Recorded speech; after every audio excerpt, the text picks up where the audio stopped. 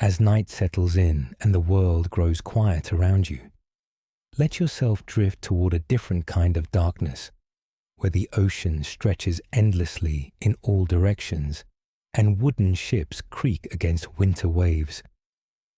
Tonight, we drift slowly into a cold and silent world, where wooden ships rise and fall with the dark winter sea, and survival depends not on haste, but on patience, routine, and quiet endurance.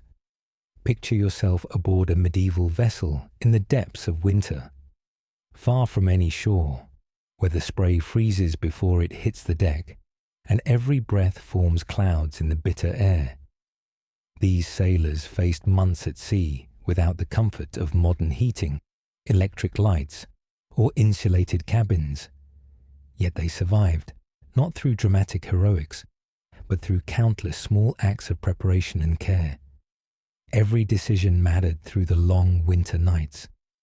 If this kind of slow history helps you unwind, consider subscribing for more journeys into the quiet corners of the past, where ordinary people found extraordinary ways to endure. Now, settle in, soften your focus, and let the night take its time as we explore how these medieval mariners carved out warmth and safety in one of the most unforgiving environments on Earth. The ship's biscuit barrel stands in the dim corner of the hold, its oak staves bound with iron hoops that gleam dully in the lantern light. This massive container, nearly as tall as a man, and wide enough that two sailors could barely wrap their arms around it, represents far more than simple sustenance. It embodies survival itself, transformed into something solid and dependable. The wood has been carefully selected, each plank chosen for its ability to expand and contract with the ship's movement, while maintaining a seal against moisture and vermin. Salt crystals glisten in the cracks between boards where seawater has dried, creating an additional barrier against rot. You imagine a figure moving through the cramped space below deck, checking the barrel's condition by touch in the flickering light. His fingers trace the metal bands, testing for looseness that might signal trouble ahead. The biscuits within, hard as stones and twice baked to drive out every trace of moisture, will sustain the crew through weeks when fresh provisions have long since spoiled. But their preparation began months before the voyage, in shoreside bakeries where bakers worked through summer nights to create food that could outlast winter storms. These ship's biscuits, or hardtack as they would later be known, required a precise balance of flour, water, and salt, mixed into a dough so stiff it could barely be kneaded. The first baking drove out surface moisture, while the second, longer session in cooling ovens transformed them into objects nearly as durable as the ship's timbers themselves. Sailors would soak them in whatever liquid was available: ale when stores allowed, seawater when desperation demanded, creating a paste that could be flavored with preserved meat or dried vegetables. The preservation of meat presented its own challenges and solutions. Salt pork packed in barrels formed the foundation of protein stores, each piece carefully layered with coarse salt that drew out moisture and created an environment hostile to decay. The salt itself came from coastal evaporation ponds or inland mines, transported at great expense but essential for survival. Sailors learned to recognize the different grades by texture and taste, knowing that fine salt would dissolve too quickly, while overly coarse crystals might not penetrate the meat sufficiently. Dried fish, another staple, hung in nets throughout the ship's storage areas, each piece as hard and dark as leather. Cod, herring, and mackerel caught during abundant seasons were split, salted, and dried on wooden racks until they became nearly indestructible. The process required constant attention to weather and timing, as too much moisture would encourage mold, while excessive drying would make the fish impossible to soften for eating. These preserved fish provided not only protein, but essential oils that help prevent scurvy during long voyages. Cheese wheels, wrapped in cloth and sealed with wax, occupied special places in the hold, where they could age slowly while remaining edible for months. The hardest varieties, pressed and aged on land, would continue to improve during the voyage, their flavors concentrating as moisture gradually evaporated. Softer cheeses required more careful monitoring, but even these could last weeks when properly stored in cool, dry conditions. The ship's stores extended beyond basic nutrition to include precious casks of ale and wine, both safer to drink than water that quickly grew foul in wooden containers. These beverages provided not only hydration, but calories and a measure of comfort during the darkest days of winter sailing. The brewing and winemaking processes naturally created environments hostile to many harmful bacteria, making them far safer than water drawn from questionable sources. Dried fruits and vegetables, though expensive and often reserved for officers, provided essential nutrients that prevented disease. Apples dried in rings, pears cut into strips, and vegetables preserved in salt or vinegar offered variety and vital sustenance. These items were often stored in smaller containers, carefully rationed to ensure they lasted throughout the voyage. The transition from food storage to the management of air and warmth happened gradually, as sailors learned that a well-fed crew still needed protection from the killing cold that could penetrate every corner of a wooden ship. The movement of air through the vessel became a matter of life and death, requiring constant attention and subtle adjustments throughout each day and night. Every morning, the same ritual unfolds as experienced sailors make their way through the ship's interior spaces, checking the flow of air with methods passed down through generations of seafaring knowledge. They hold threads or thin strips of cloth near openings, watching how the fibers move to understand the invisible currents that carry warmth or cold throughout the vessel. These air currents, properly managed, could mean the difference between comfortable sleep and a night of shivering misery. The ship's design incorporated natural ventilation principles that medieval builders understood intuitively, even without modern scientific knowledge. Hatches positioned at different levels created pressure differentials that encouraged air circulation, while carefully placed openings allowed fresh air to enter, while permitting stale, moisture-laden air to escape.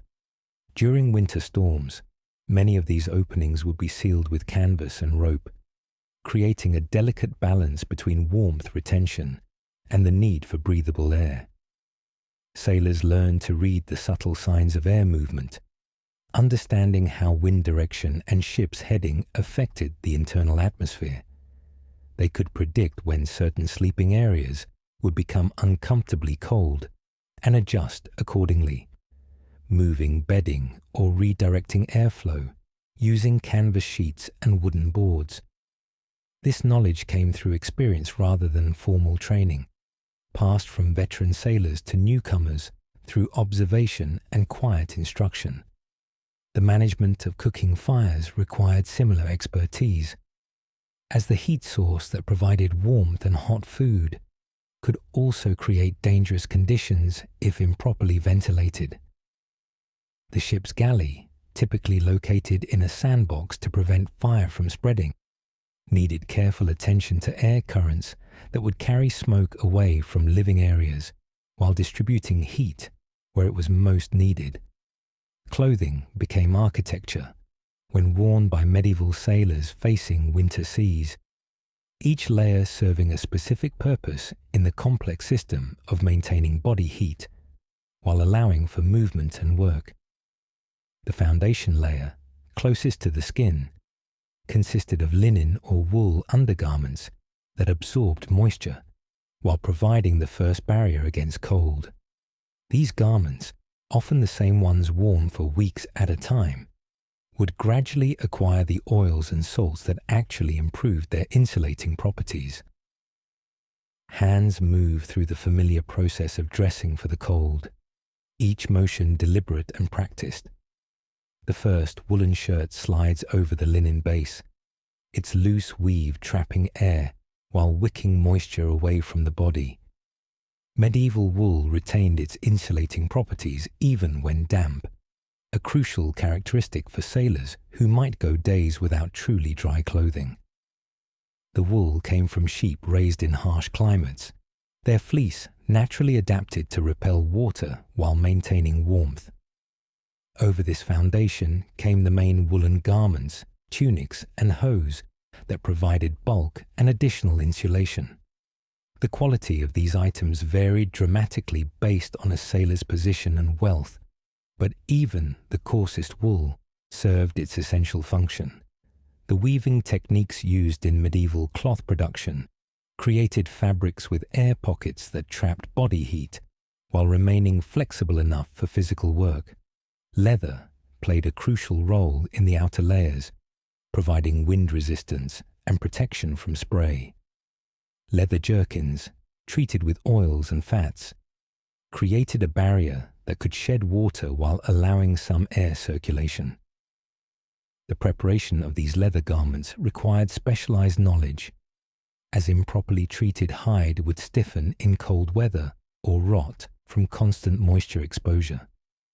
Tanners used combinations of animal fats, tree bark, and other natural materials to create leather that remained supple and water-resistant through months of harsh use. The extremities required special attention, as fingers and toes were most vulnerable to frostbite and injury. Woolen mittens, often worn inside leather outer gloves, allowed sailors to maintain dexterity while protecting their hands. These gloves were frequently connected to the main garments with cords, preventing their loss overboard during critical moments. Feet stayed warm inside multiple layers of wool socks and leather boots that were regularly treated with animal fat to maintain water resistance. Cloaks and outer wraps provided the final layer of protection, designed to shed water and wind, while trapping the warmth generated by all the inner layers. These garments often featured hoods lined with fur or extra wool, protecting the head and neck where heat loss was most critical. The best cloaks were made from tightly woven wool that had been fulled, a process that shrunk and matted the fibers to create an almost waterproof surface. The maintenance of these clothing systems required constant attention throughout the voyage. Sailors would take advantage of any dry, sunny weather to air out garments, allowing moisture to evaporate and preventing the growth of mold and bacteria. Salt water, while not ideal for washing, could be used to clean clothing when fresh water was too precious to spare. The salt actually helped preserve the wool fibers and discourage some forms of decay. Layering strategies changed throughout the day based on activity level and weather conditions. During heavy work, outer layers might be removed to prevent overheating and excessive sweating, while periods of rest required adding insulation to maintain body temperature. This constant adjustment of clothing became second nature to experienced sailors, who could predict their thermal needs based on subtle changes in wind, temperature, and their planned activities. The art of layering extended beyond individual garments to include shared resources like blankets and furs that could be combined for sleeping or emergency warmth. These items were often owned collectively by the crew, with informal systems governing their use based on need, rank, and contribution to ship's duties. Morning routines aboard winter ships began before dawn, when the air was coldest and the body's natural temperature was at its lowest point. The first sailor to wake would begin the process of rekindling fires that had been banked overnight, coaxing flames from carefully preserved coals buried in ash and sand. This process required patience and skill, as rushing could extinguish the precious embers that represented the difference between hot food and cold misery. Stone walls rise into darkness in the ship's galley area, or rather, the wooden walls seem as solid and permanent as stone in the dim pre-dawn light.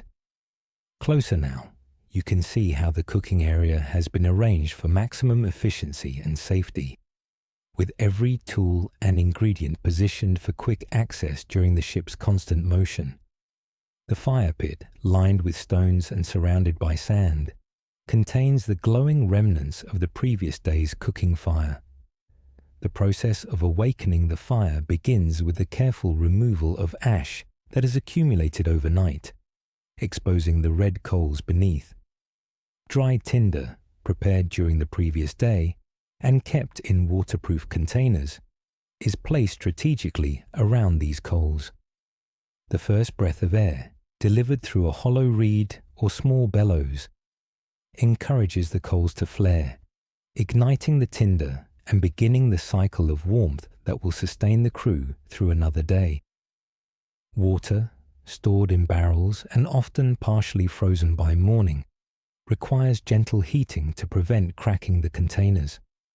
The first hot liquid of the day might be a simple warm ale or a thin gruel made from grain stores, but its psychological impact far exceeded its nutritional value. The sight of steam rising from a cup represented civilization and comfort in an environment that offered little of either. Food preparation in the morning hours followed patterns established over centuries of seafaring experience. Dried meat would be added to boiling water to create broths that provided both nutrition and warmth. Any available vegetables, whether fresh stores that had somehow survived or dried provisions reconstituted overnight, would join the pot to create meals that sustained both body and spirit. The sharing of morning meals created community bonds that helped crews survive the psychological challenges of winter voyaging. Sailors would gather around the cooking area, sharing not just food, but conversation, plans for the day, and observations about weather and navigation. These informal gatherings provided opportunities for experienced crew members to pass along knowledge and for officers to gauge the crew's morale and physical condition. Personal morning routines, conducted in whatever privacy the ship's cramped quarters allowed, included basic hygiene practices adapted to maritime conditions. Salt water served for washing when fresh water was too precious to use, while teeth were cleaned with frayed twigs or rough cloth. These practices, while basic by modern standards, helped maintain health and self-respect during long voyages. The inspection of clothing and equipment formed another crucial part of morning routines, as problems discovered early could be addressed before they became dangerous. Tears in garments could be mended, wet items could be repositioned for drying, and tools could be cleaned and maintained. This daily attention to gear prevented small problems from becoming major failures during critical moments. The scrape of metal on stone echoes through the ship's interior, rhythmic and deliberate, as sailors sharpen knives and maintain the tools that keep them alive. But gradually, as the day's work settles into routine patterns, attention turns to the activities that sustain not just the body, but the mind and spirit during the long, dark hours when work is impossible and sleep remains elusive. Storytelling aboard medieval ships served purposes far beyond entertainment, creating shared experiences that bound crews together and provided mental escape from harsh realities. The best storytellers among the crew were valued almost as highly as skilled navigators, their ability to transport listeners to other times and places providing crucial psychological relief during the most difficult periods of a voyage. Tales told in the flickering light of oil lamps or small fires drew from oral traditions that stretched back centuries, stories that had been refined through countless retellings until they achieved an almost musical quality. These narratives often featured heroes facing challenges similar to those confronting the sailors themselves, providing both inspiration and practical wisdom disguised as entertainment. Religious stories formed a significant portion of the repertoire, offering comfort and hope to men facing uncertain fates far from home. Tales of saints who had protected travelers, miracles that had saved ships from destruction, and divine interventions that had rescued sailors from seemingly impossible situations, provided both spiritual comfort and practical courage. Adventure stories featuring previous voyages, legendary captains, and famous discoveries helped maintain connection to the broader tradition of seafaring, while inspiring crews to endure current hardships. These tales often contained practical information about navigation, weather patterns, and survival techniques, preserving and transmitting crucial knowledge through memorable narratives. The telling of stories became a collaborative activity, with different crew members contributing details, alternative versions, or completely new tales as the evening progressed. This participation helped pass time while creating shared ownership of the entertainment, making even the quietest crew members feel valued for their contributions. Personal stories, carefully chosen to reveal just enough vulnerability to create connection without undermining authority or morale, allowed sailors to share their backgrounds and motivations.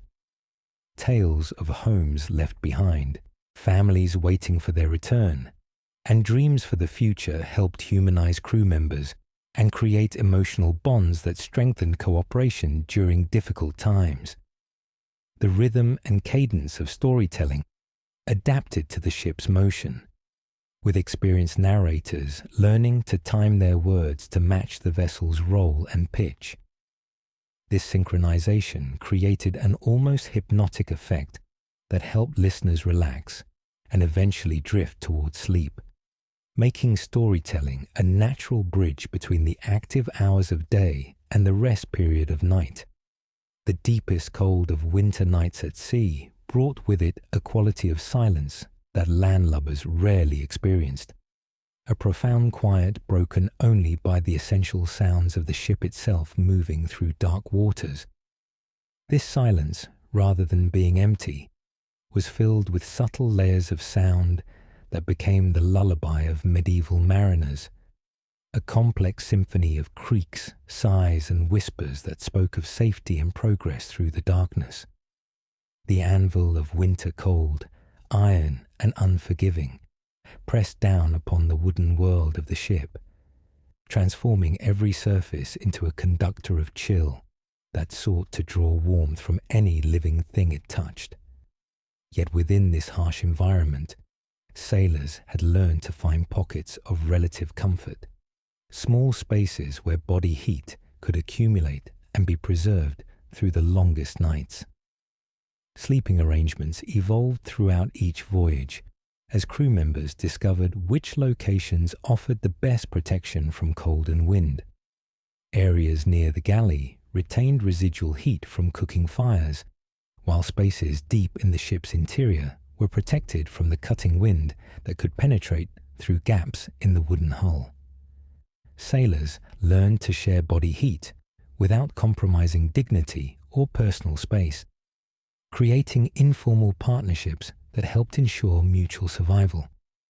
The sounds of the ship became a language that experienced sailors could read like text, understanding the difference between normal settling and creaking that might indicate structural problems.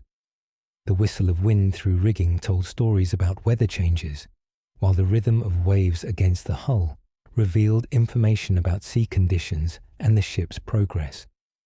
This constant acoustic monitoring became so natural that sailors could sleep soundly through normal ship sounds while awakening instantly at any noise that suggested danger or required attention. Breathing techniques developed through necessity rather than formal instruction helped sailors maintain warmth and calm during the coldest hours. Slow, deep breathing warmed incoming air while conserving energy and promoting relaxation. These techniques, combined with mental exercises that focused attention on warm memories or pleasant thoughts, provided psychological tools for surviving physical discomfort. The management of moisture became crucial during sleeping hours, as breath and body heat could create condensation that would freeze on nearby surfaces. Sailors learned to position themselves and their bedding to minimize contact with these frozen surfaces while allowing air circulation that prevented dangerous accumulation of moisture in their sleeping areas. Shared watches during the night hours created opportunities for quiet conversation and mutual support, with pairs of sailors taking turns staying alert while their partner rested. These watch partnerships often became the strongest friendships aboard ship, forged through shared responsibility and mutual dependence during the most vulnerable hours of each day. The transition toward dawn brought subtle changes in temperature, wind patterns, and the ship's behavior that experienced sailors could detect even while sleeping. Bodies trained by months at sea would begin to stir naturally as the time for morning routines approached. Internal rhythms synchronized with the ship's needs and the demands of survival in an environment that forgave no mistakes and offered no second chances to those who failed to adapt. As our journey through this cold and distant world draws toward its close, we leave these medieval mariners in their floating world of wood and rope, having glimpsed the ingenious ways they transformed a harsh environment into something survivable through patience, cooperation, and countless small acts of practical wisdom. Their legacy lives not in grand gestures, but in the quiet competence that allowed ordinary people to accomplish extraordinary journeys across winter seas that would challenge even modern vessels. Let their example of endurance and adaptation accompany you into your own rest, where warmth and safety are as close as the nearest wall, and comfort is measured not in mere survival, but in the luxury of knowing that morning will bring hot coffee rather than cold gruel, and that the only storms you need weather are those that exist in dreams and memory. The story continues to unfold in the depths of winter darkness, where survival depends on understanding the subtle rhythms that govern life aboard a wooden vessel far from any shore. As the night deepens and the cold settles into every corner of the ship, attention turns to the delicate balance between rest and vigilance that keeps both vessel and crew safe through the dangerous hours when storms can rise without warning and ice can form faster than it can be cleared. The watch system aboard medieval ships represented one of humanity's earliest experiments in organized sleep deprivation, a carefully structured approach to maintaining constant alertness while allowing crew members the rest necessary for survival. Unlike the rigid schedules of later naval traditions, medieval watch rotations adapted to the natural rhythms of the ship and crew, responding to weather conditions, workload, and the physical limitations of men who might go months without setting foot on solid ground. Two figures move quietly through the ship's interior, their footsteps muffled by layers of cloth wrapped around their boots to prevent slipping on icy surfaces. The outgoing watch has spent 4 hours in the bitter cold above deck, monitoring the horizon for changes in weather, adjusting sails as wind conditions shifted, and maintaining the constant vigilance that prevented disaster during the vulnerable hours when most of the crew lay sleeping below. Their replacement approaches with the slow, deliberate movements of men who have learned to conserve energy while remaining alert to the subtle signs that indicate trouble ahead. The transfer of responsibility happens through whispered conversations that convey crucial information about wind direction, sea conditions, and the ship's behavior during the previous hours. Experienced watchmen could communicate volumes through brief exchanges, sharing observations about cloud formations, changes in wave patterns, and the ship's response to steering adjustments. This knowledge, accumulated through careful observation and passed along through informal networks of communication, often meant the difference between safe passage and catastrophic miscalculation.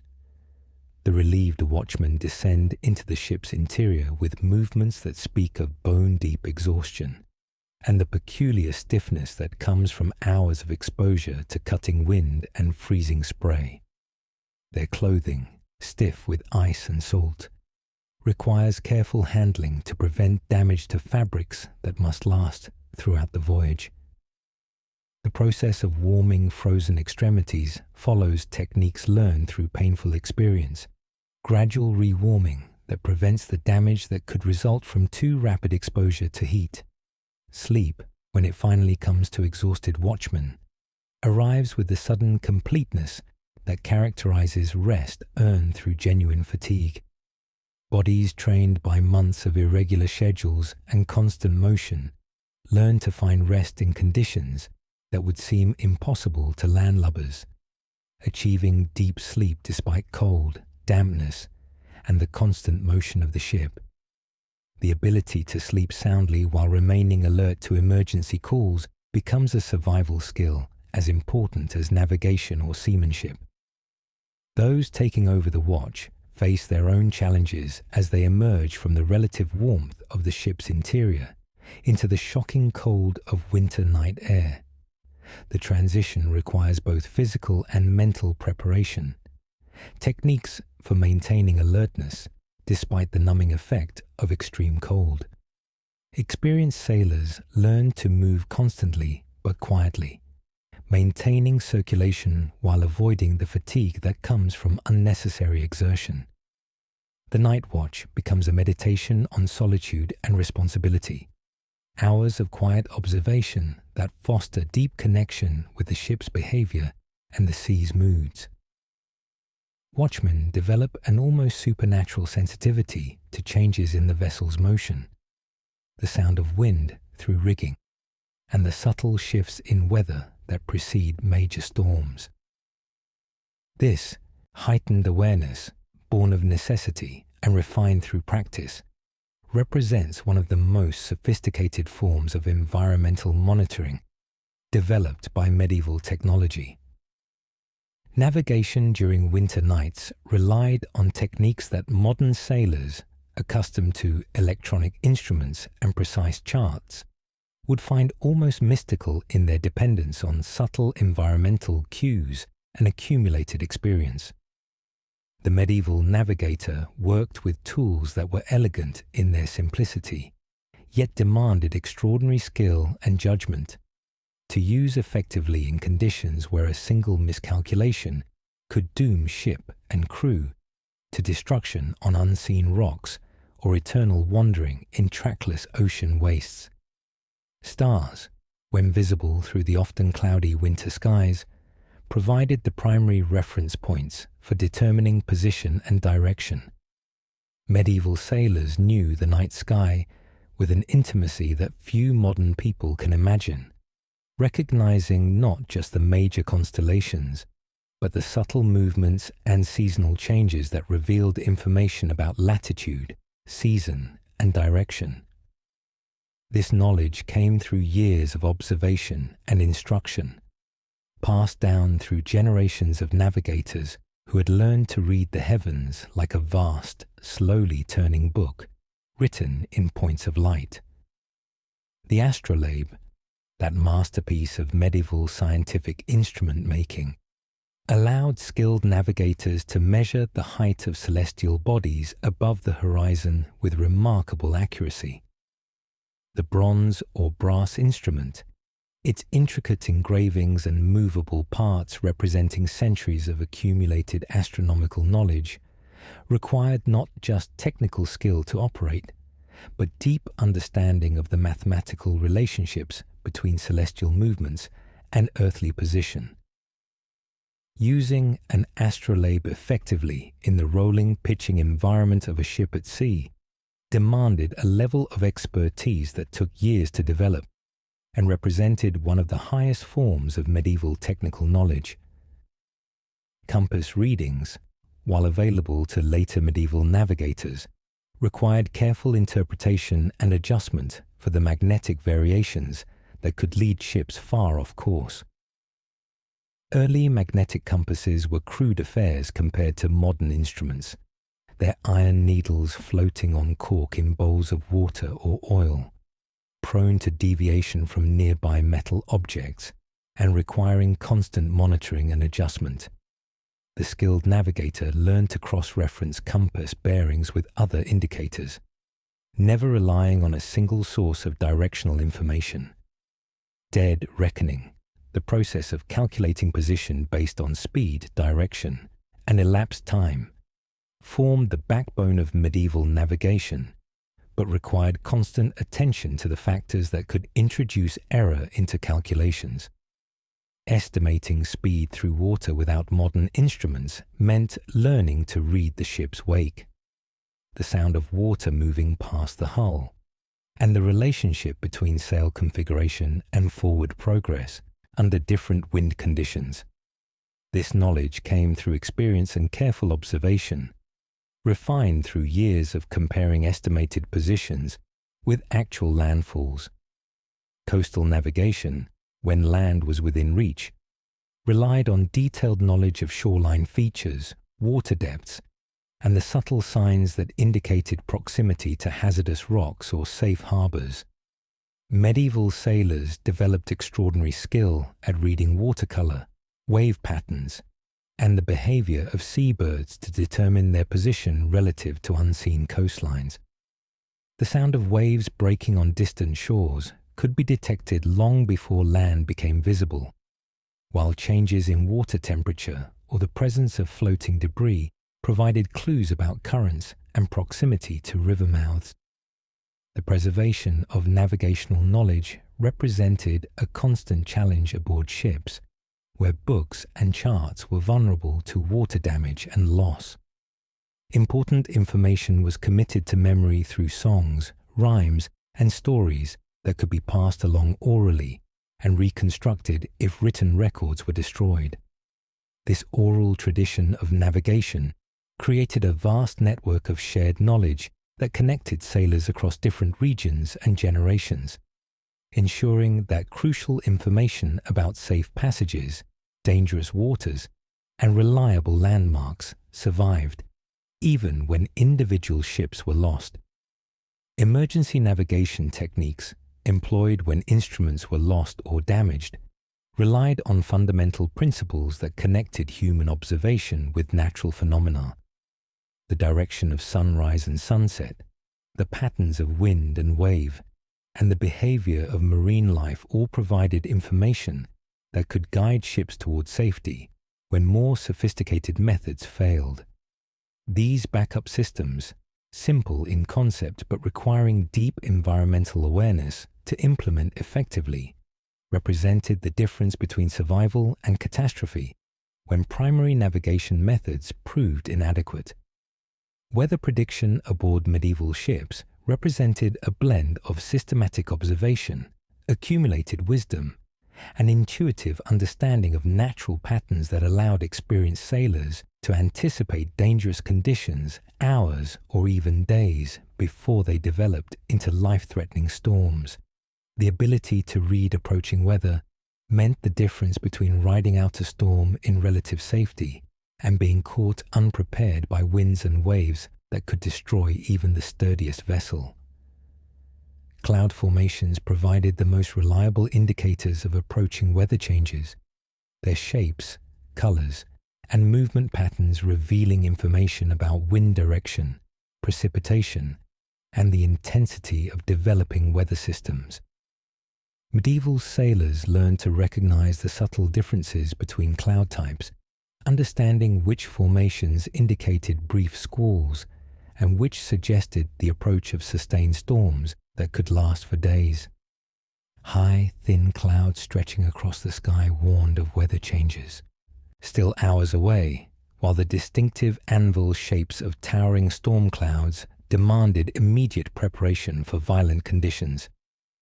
Wind patterns offered another layer of weather information, their direction, strength, and variability, providing clues about the location and movement of weather systems. Experienced sailors could detect the subtle shifts in wind direction that preceded major storms, recognizing the characteristic backing and veering patterns that indicated the approach of low-pressure systems.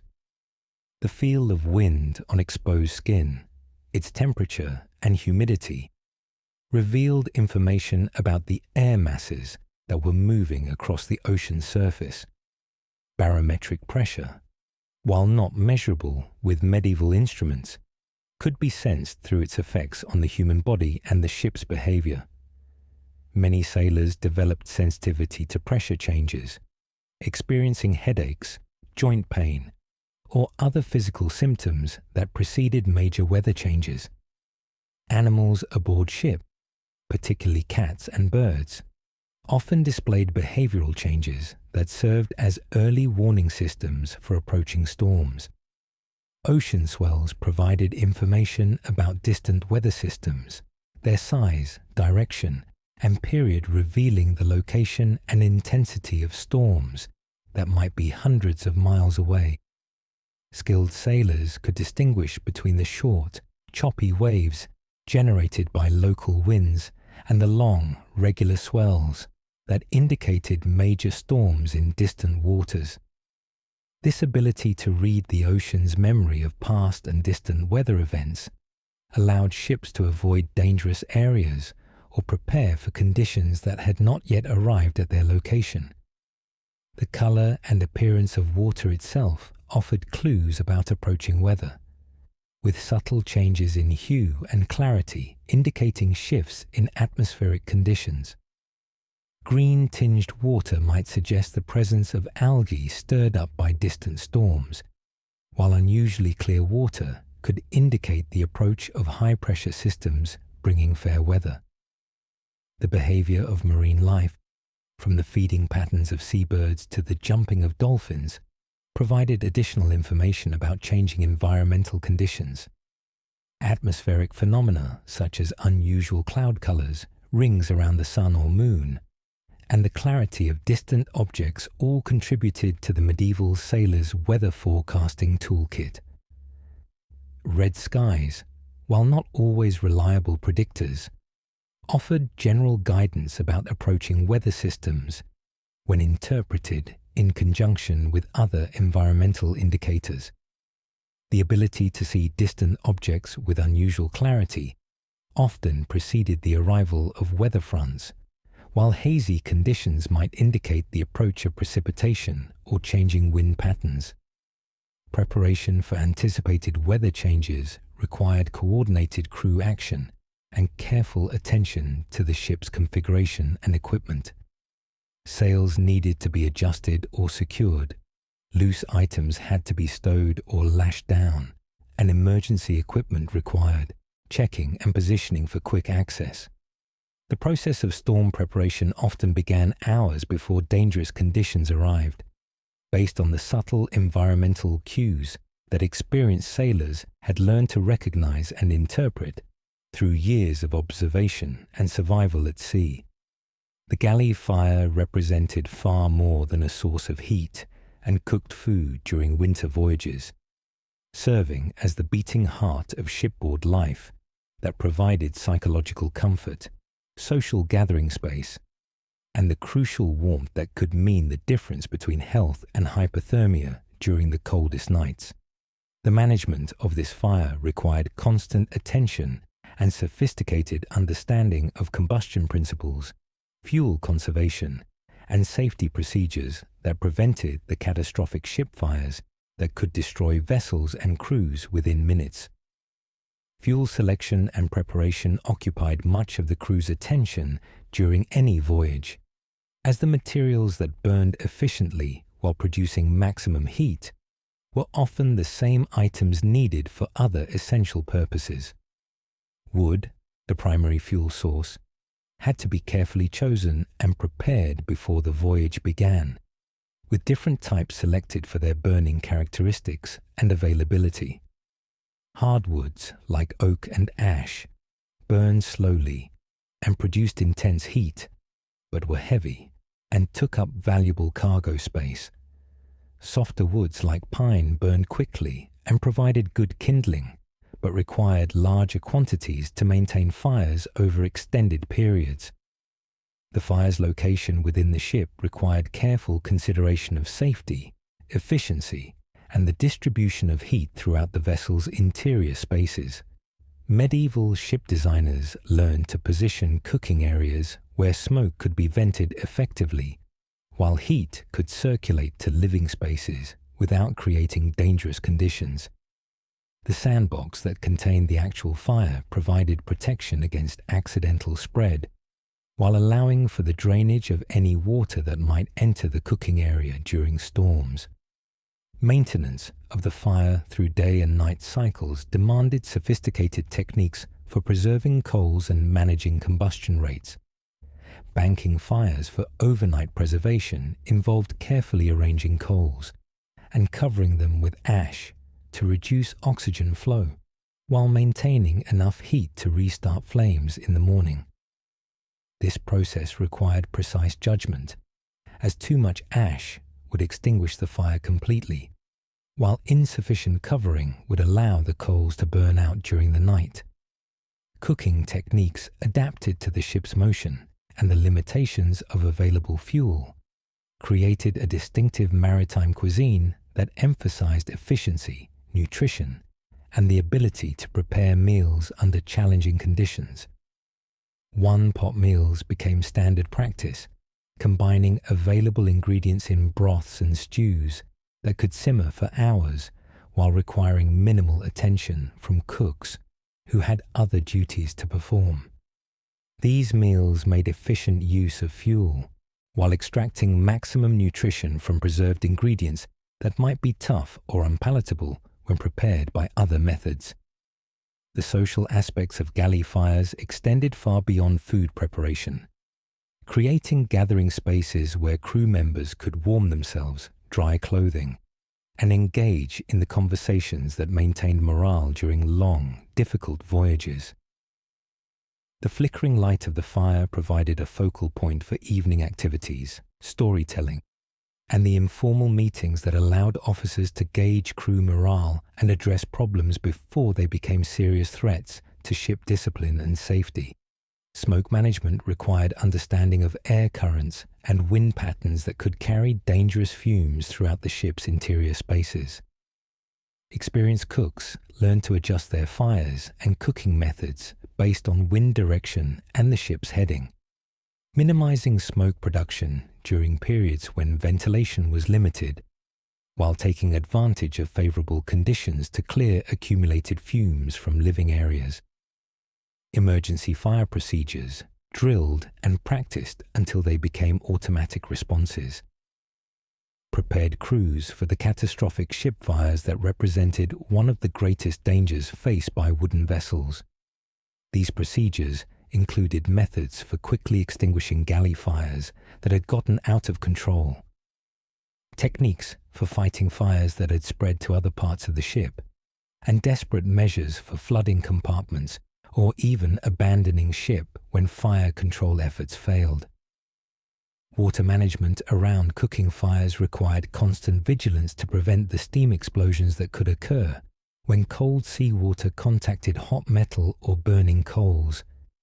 Cooking pots and utensils needed careful handling to prevent accidents that could cause serious burns or injuries in the cramped quarters where medical treatment was limited to basic first aid and whatever herbal remedies might be available in the ship's stores. The rhythm of meal preparation created structure for shipboard days, providing regular gathering times that helped maintain crew cohesion and morale. Breakfast preparation began before dawn with the rekindling of banked fires, while evening meals often extended into social gatherings that lasted well into the night. These regular cycles of food preparation and consumption provided stability and routine that helped crews maintain psychological equilibrium during the stress and uncertainty of long ocean voyages. Personal warmth management aboard winter ships required individual strategies and techniques that supplemented the shared resources of fires, communal sleeping areas, and collective meal preparation.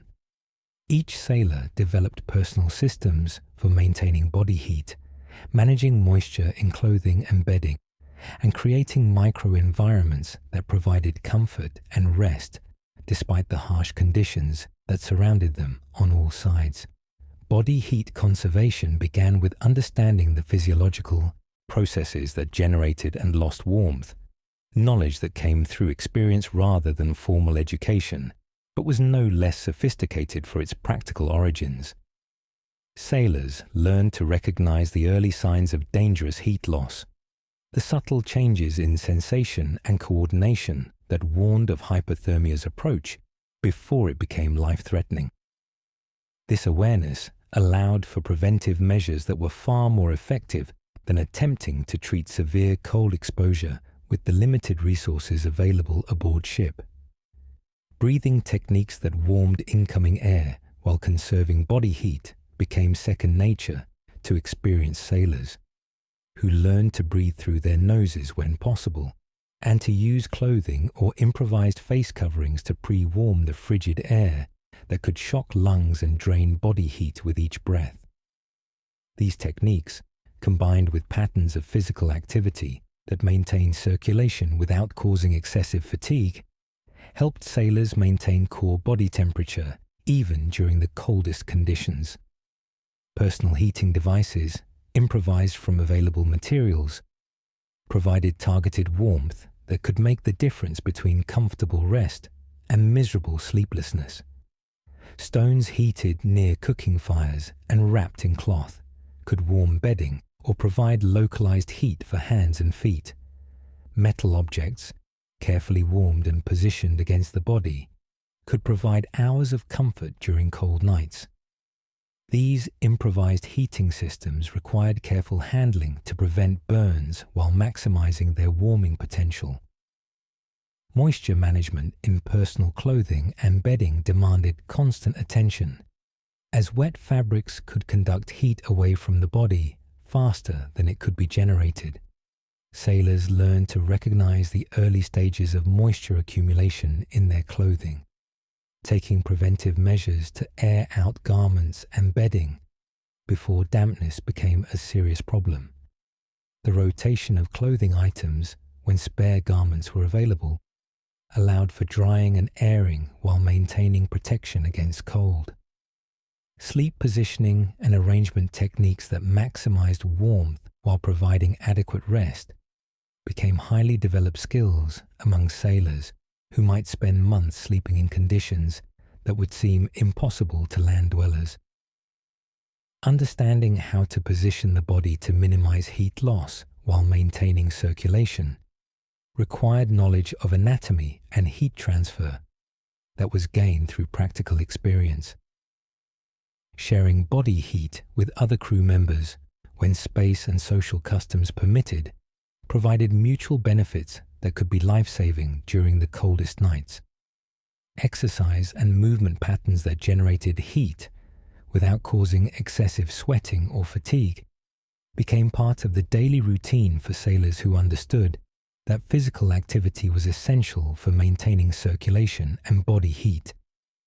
These exercises, adapted to the confined spaces and rolling motion of ships, provided cardiovascular benefits while generating the internal heat that helped maintain core body temperature during periods of rest and inactivity. Personal equipment maintenance, including the care of clothing, bedding, and small tools that contributed to warmth and comfort, required daily attention and systematic approaches that prevented small problems from becoming major challenges to survival. The repair of torn garments, the waterproofing of leather goods, and the maintenance of personal heating devices all contributed to individual comfort and safety during winter voyages. Mental techniques for managing cold discomfort, while perhaps not consciously developed as formal practices, became important tools for maintaining morale and psychological health during extended periods of physical discomfort. meditation on warm memories, visualization of comfortable environments, and mental exercises that diverted attention from immediate discomfort all contributed to psychological resilience that was as important as physical survival skills. As the long winter night deepens around our medieval mariners, their world of wood and rope continues its eternal dance with wind and wave, carrying its human cargo through darkness toward whatever dawn awaits beyond the horizon. These men, armed with nothing more than practical wisdom and stubborn determination, have created warmth and safety in one of Earth's most challenging environments through countless small acts of ingenuity and cooperation. Their techniques for survival, born of necessity and refined through generations of hard-won experience, remind us that human adaptability extends far beyond the comfortable boundaries of modern life. In their patience, their attention to detail, and their understanding that survival comes through community rather than individual heroics, they offer lessons that transcend their particular time and circumstances.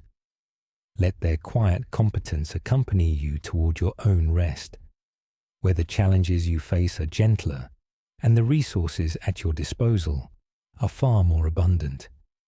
In the warmth of your own bed, surrounded by the security they could only dream of, may you find the peaceful sleep that comes from knowing that human ingenuity and determination can overcome even the most daunting challenges that wind and weather can devise.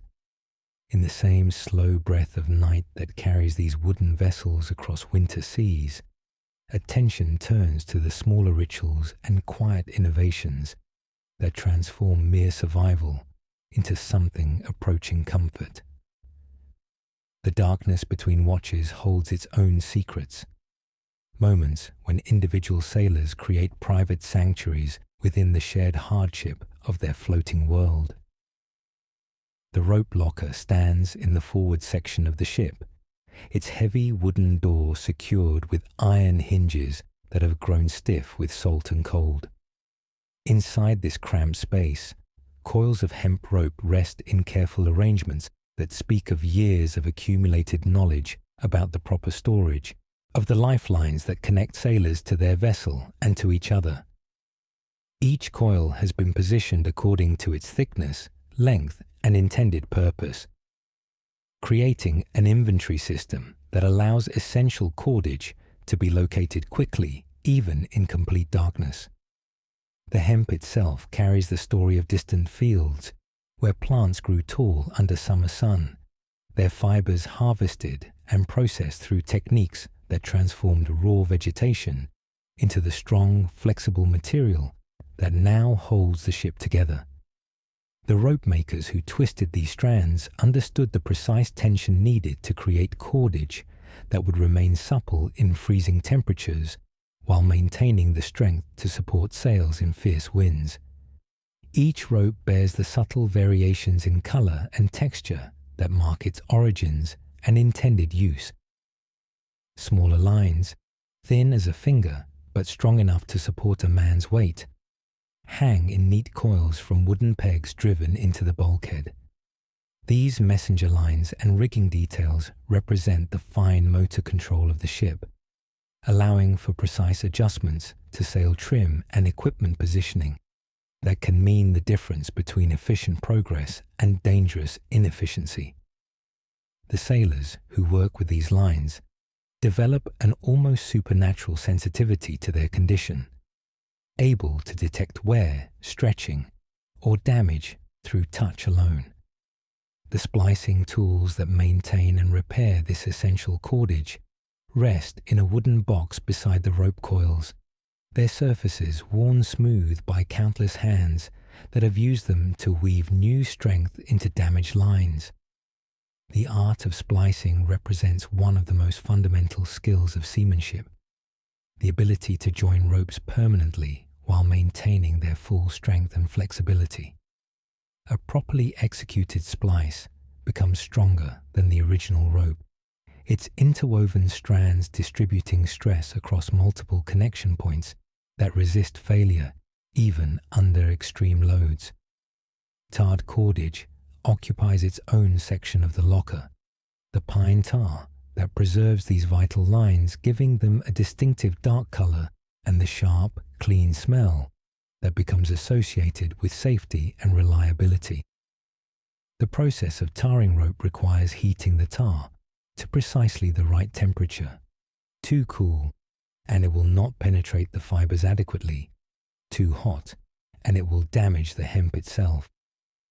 This preservation treatment extends the life of cordage dramatically, while improving its resistance to the salt water and weather that would otherwise destroy unprotected fibers within months. Spare blocks and pulleys, carved from hardwood and fitted with bronze or iron fittings, rest in felt-lined compartments where they cannot bang against each other during the ship's motion. These mechanical devices multiply human strength, allowing sailors to handle loads that would otherwise be impossible to manage. The craftsmen who created these blocks understood the principles of friction and mechanical advantage with an intuitive precision that produced tools perfectly suited to their demanding environment. The maintenance of rigging represents a constant cycle of inspection, adjustment, and replacement that continues throughout every voyage. Lines stretch under load, developing the characteristic elongation that experienced sailors learn to recognize and compensate for through regular retensioning. The timing of these adjustments becomes critical, as over-tightened rigging can snap under sudden loads, while loose lines allow dangerous slack that can cause catastrophic failures during critical maneuvers. Weather conditions affect different types of cordage in predictable ways that skilled sailors learn to anticipate and manage. Wet hemp rope shrinks as it dries, creating additional tension that must be relieved to prevent breakage, while frozen lines become stiff and brittle, requiring careful handling to avoid damage. The expansion and contraction of wooden spars and masts creates additional stress on rigging systems, demanding constant attention to the relationship between the ship's structure and the lines that control its sails. Beyond the rope locker, the ship's carpenter shop occupies a space barely large enough for one man to work, yet contains the tools and materials necessary to maintain the wooden world that protects its inhabitants from the hostile sea. Wood shavings curl in neat piles beneath a workbench worn smooth by years of use, their sweet scent providing a welcome contrast to the salt and tar that dominate most shipboard odors. The carpenter's tools hang in precise arrangements on the bulkhead, each implement positioned for quick access during emergencies, when rapid repairs might mean the difference between safety and disaster. Planes of various sizes rest in wooden racks, their steel blades kept sharp and lightly oiled to prevent rust in the humid shipboard environment. The largest planes, designed for smoothing long planks and creating the precise joints that keep the hull watertight, require considerable strength to operate effectively. Smaller planes allow for detailed work on complex joints and the creation of specialized wooden components that cannot be fabricated during the voyage, but must instead be crafted from available materials using traditional techniques. Chisels arranged by size and shape provide the precision cutting tools necessary for creating the mortise and tenon joints that hold wooden structures together without relying on iron fasteners that might corrode and fail in the saltwater environment. The steel used in these tools comes from the finest sources available to medieval smiths, carefully forged and tempered to maintain sharp edges while resisting the brittleness that would make them useless for shipboard work. Each chisel represents hours of skilled labor by craftsmen who understood that their work would be tested under conditions where failure could mean death for those who depended on their tools. Saws, designed specifically for shipboard use, combine the ability to cut precise joints with the portability necessary for use in cramped quarters. The tension blades of frame saws can be adjusted for different cutting tasks, while smaller back saws provide the control needed for detailed joinery work. The maintenance of saw teeth requires specialized files and the skill to maintain consistent angles and depths that ensure efficient cutting performance. Wood stock stored in the carpenter's domain includes carefully selected pieces chosen for specific repair tasks that might arise during the voyage. Different species provide varying characteristics of strength, flexibility, and resistance to decay, requiring the carpenter to match materials to applications with the precision of a physician prescribing medicine. Oak provides strength and durability for structural repairs, while pine offers easy working characteristics for less critical applications. Exotic hardwoods, carried as precious cargo, might be pressed into service for emergency repairs when their superior properties justify their high cost. The carpenter's knowledge extends beyond simple woodworking to encompass an understanding of the ship's structure that approaches architectural sophistication. Every plank, beam, and joint contributes to the overall strength and flexibility of the vessel, requiring repairs that maintain the delicate balance between rigidity and resilience that allows wooden ships to survive the tremendous stresses imposed by winter seas. A poorly executed repair can create stress concentrations that lead to catastrophic failures far from the original damage site. Caulking materials occupy their own storage area within the carpenter's domain. The oakum and tar that seal the gaps between planks representing the final barrier between the crew and the cold sea that surrounds them. Oakum, created by picking apart old rope until it becomes a mass of loose fibers, must be carefully prepared to achieve the proper consistency for driving into seams. Too coarse and it will not compress adequately. Too fine and it lacks the resilience necessary to maintain a lasting seal. The process of caulking requires specialized tools and techniques that transform the simple materials of fiber and tar into watertight seals capable of withstanding tremendous pressure and constant flexing as the ship works in heavy seas. Iron caulking tools, shaped like blunt chisels, but designed to compress rather than cut, drive the oakum deep into seams where it expands to fill every gap. The application of tar over the compressed oakum creates a waterproof seal that remains flexible enough to accommodate the ship's movement while maintaining its integrity for months or even years. Temperature affects caulking materials dramatically, with cold weather making tar brittle while excessive heat causes it to flow out of joints. The skilled ship's carpenter learns to work with these materials under varying conditions, adjusting techniques and timing to achieve reliable results regardless of weather. Emergency caulking procedures, employed when leaks develop during storms, require working with wet surfaces and improvised materials under conditions that would challenge even experienced craftsmen.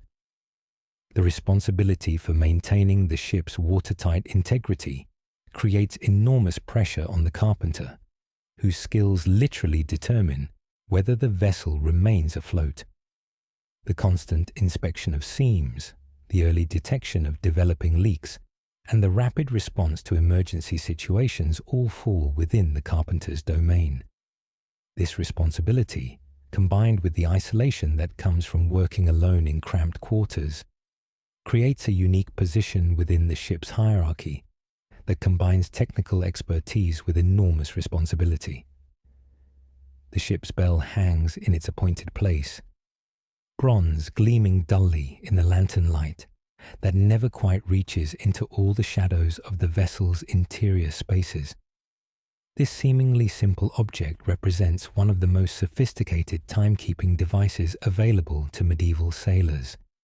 Its clear tone, capable of cutting through the loudest storm, to mark the passage of watches and the rhythm of shipboard life.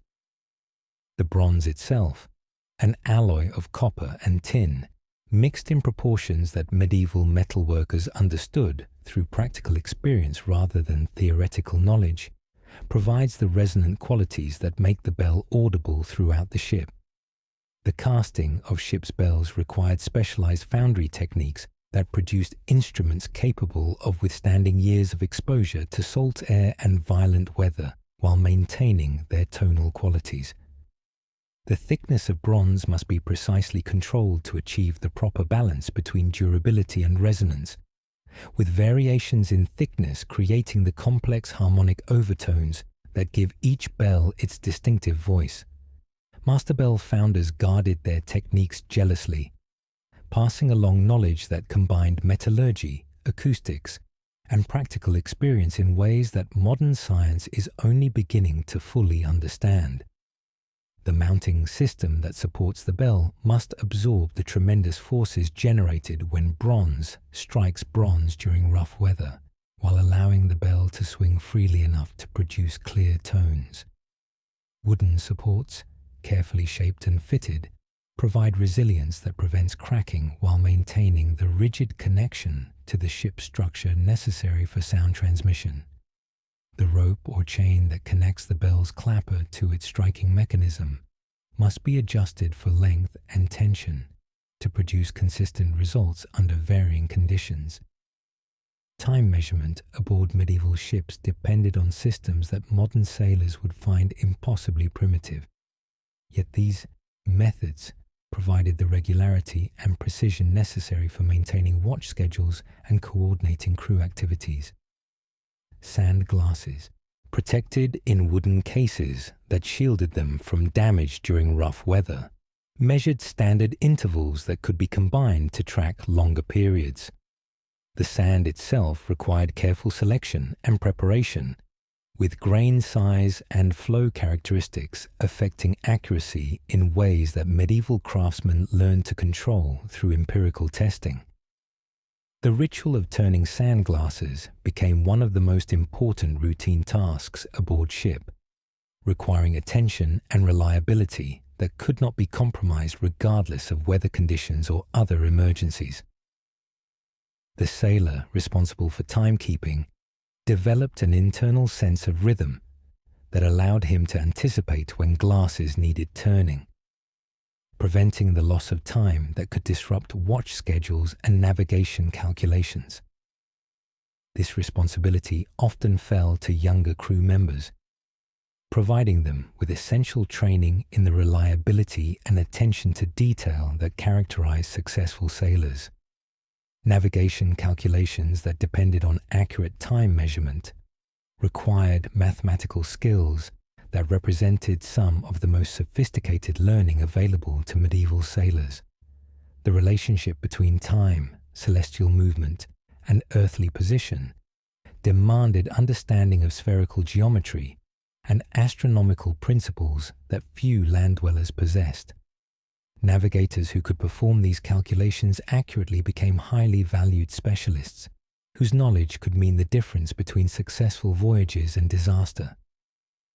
The coordination of activities throughout the ship depended on time signals that allowed crew members to synchronize their efforts without constant verbal communication. Bell codes developed over generations of seafaring experience conveyed specific information about watch changes, meal times, and emergency procedures through sequences of strikes that could be understood even when other communication was impossible.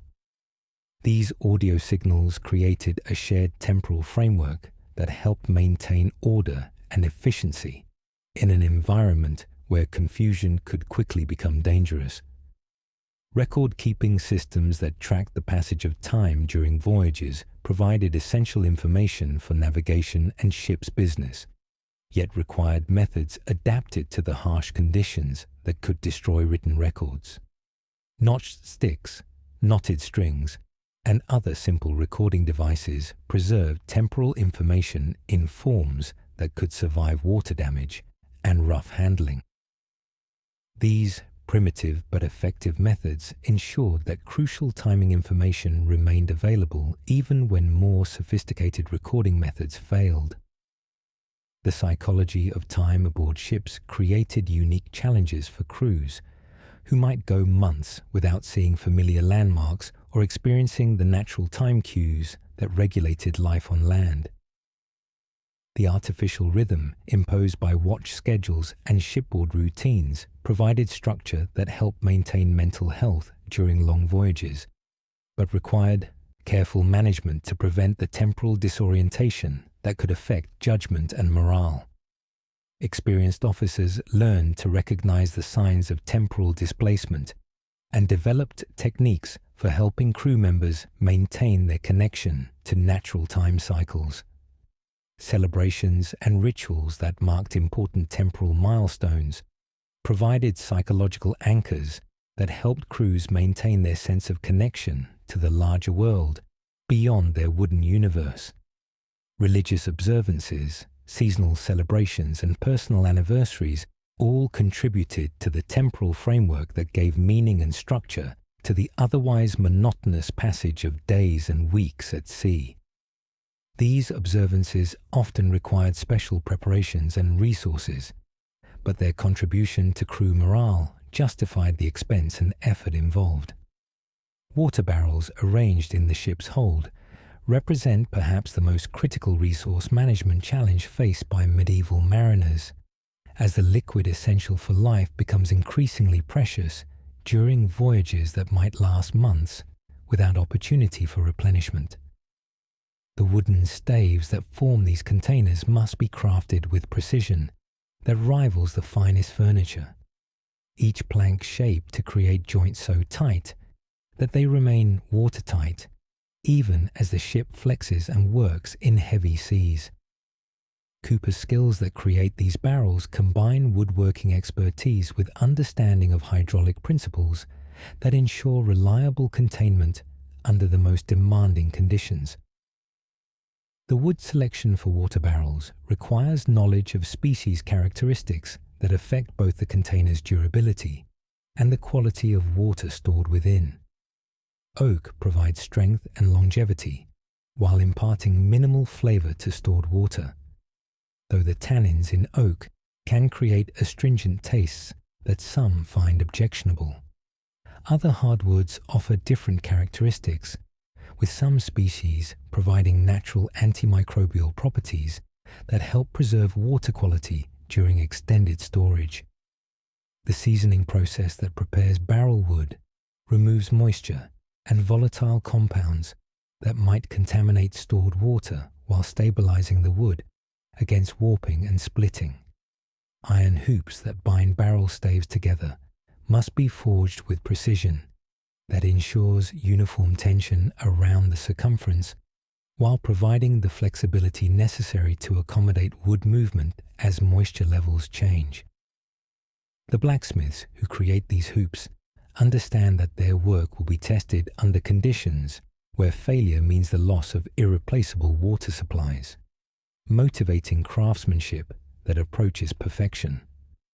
The positioning of hoops along the barrel's length requires understanding of stress distribution and wood behavior that comes through generations of accumulated experience. Water quality management begins long before barrels are filled, with careful attention to source selection and treatment methods that prevent contamination during the initial loading process. Spring water, when available, provides the purest sources, while well water requires evaluation for taste, color, and the presence of sediments that might indicate contamination. River water, often the only source available in many ports, demands treatment methods that remove visible impurities while reducing the bacterial load that causes rapid deterioration during storage. The addition of preservatives to water supplies represents a delicate balance between extending storage life and maintaining palatability for crew members who must consume this water daily for months. Small amounts of wine or vinegar create acidic conditions that inhibit bacterial growth, while adding flavors that mask the stale taste that develops in stored water. Silver coins dropped into barrels provide antimicrobial effects that help preserve water quality, though this expensive treatment is typically reserved for officers' supplies or emergency reserves. Rationing systems that ensure equitable distribution of water supplies require careful calculation of consumption rates, voyage duration, and safety margins that account for unexpected delays or losses. The daily water allowance for each crew member must provide adequate hydration, while preserving reserves for emergencies, creating a constant tension between immediate needs and long-term survival. Officers responsible for water management develop sophisticated understanding of human physiology and the minimum requirements for maintaining health during extended periods of restricted consumption. The inspection and maintenance of water supplies demands daily attention to detect problems before they become critical, with experienced sailors learning to recognize the early signs of contamination or container failure. Changes in water color, taste, or odor provide warning of developing problems that might be addressed through filtration, treatment, or transfer to different containers. The rotation of water supplies ensures that oldest stores are consumed first, while maintaining reserves of the highest quality water for emergency situations. Emergency water collection methods provide backup systems for vessels that experience unexpected delays or losses of primary supplies, though these techniques often produce water of marginal quality that requires careful treatment before consumption. Rainwater collection using canvas sheets and improvised gutters can provide significant quantities during storms, though the salt contamination from rigging and sails requires settling and careful decanting to achieve acceptable purity. Dew collection, while labor-intensive and producing small quantities, can provide life-saving moisture during periods when other sources are unavailable.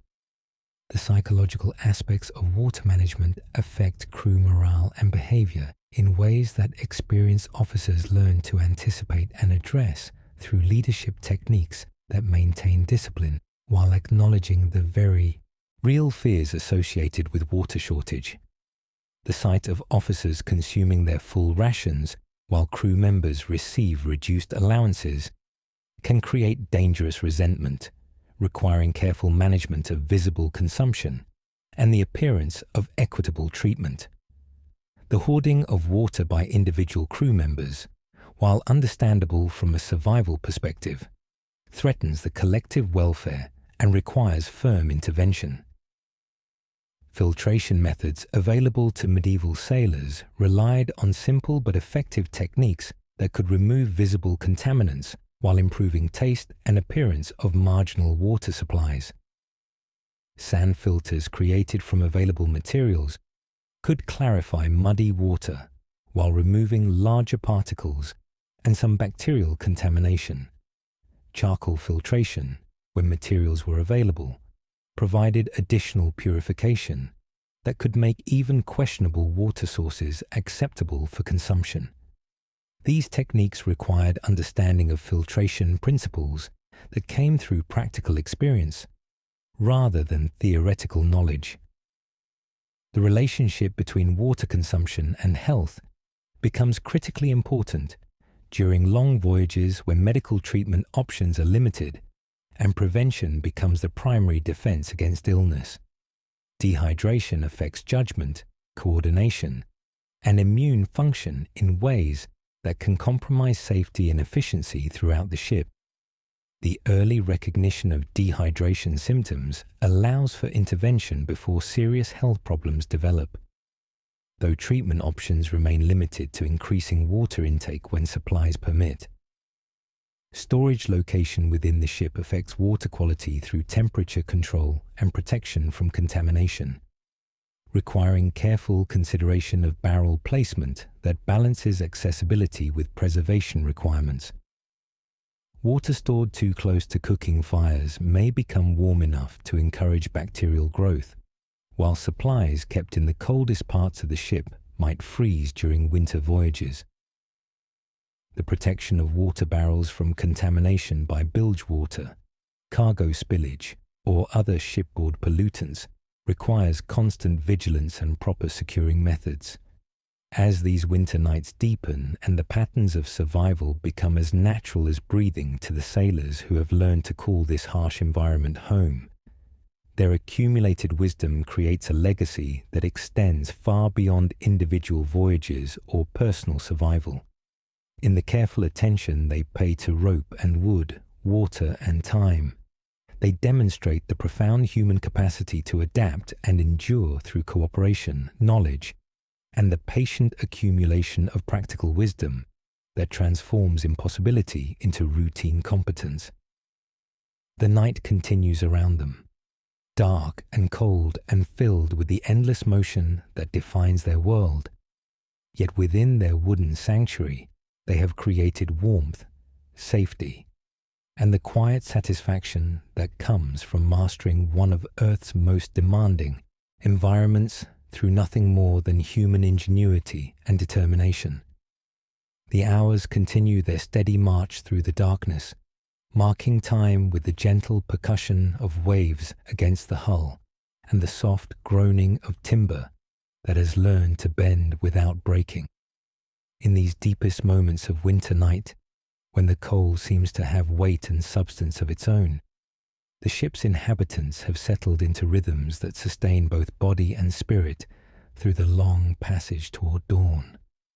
Steam rises from a wooden bowl held between calloused hands, the vapor carrying with it the earthy scent of herbs that have traveled thousands of miles to provide comfort in this floating world of salt and spray.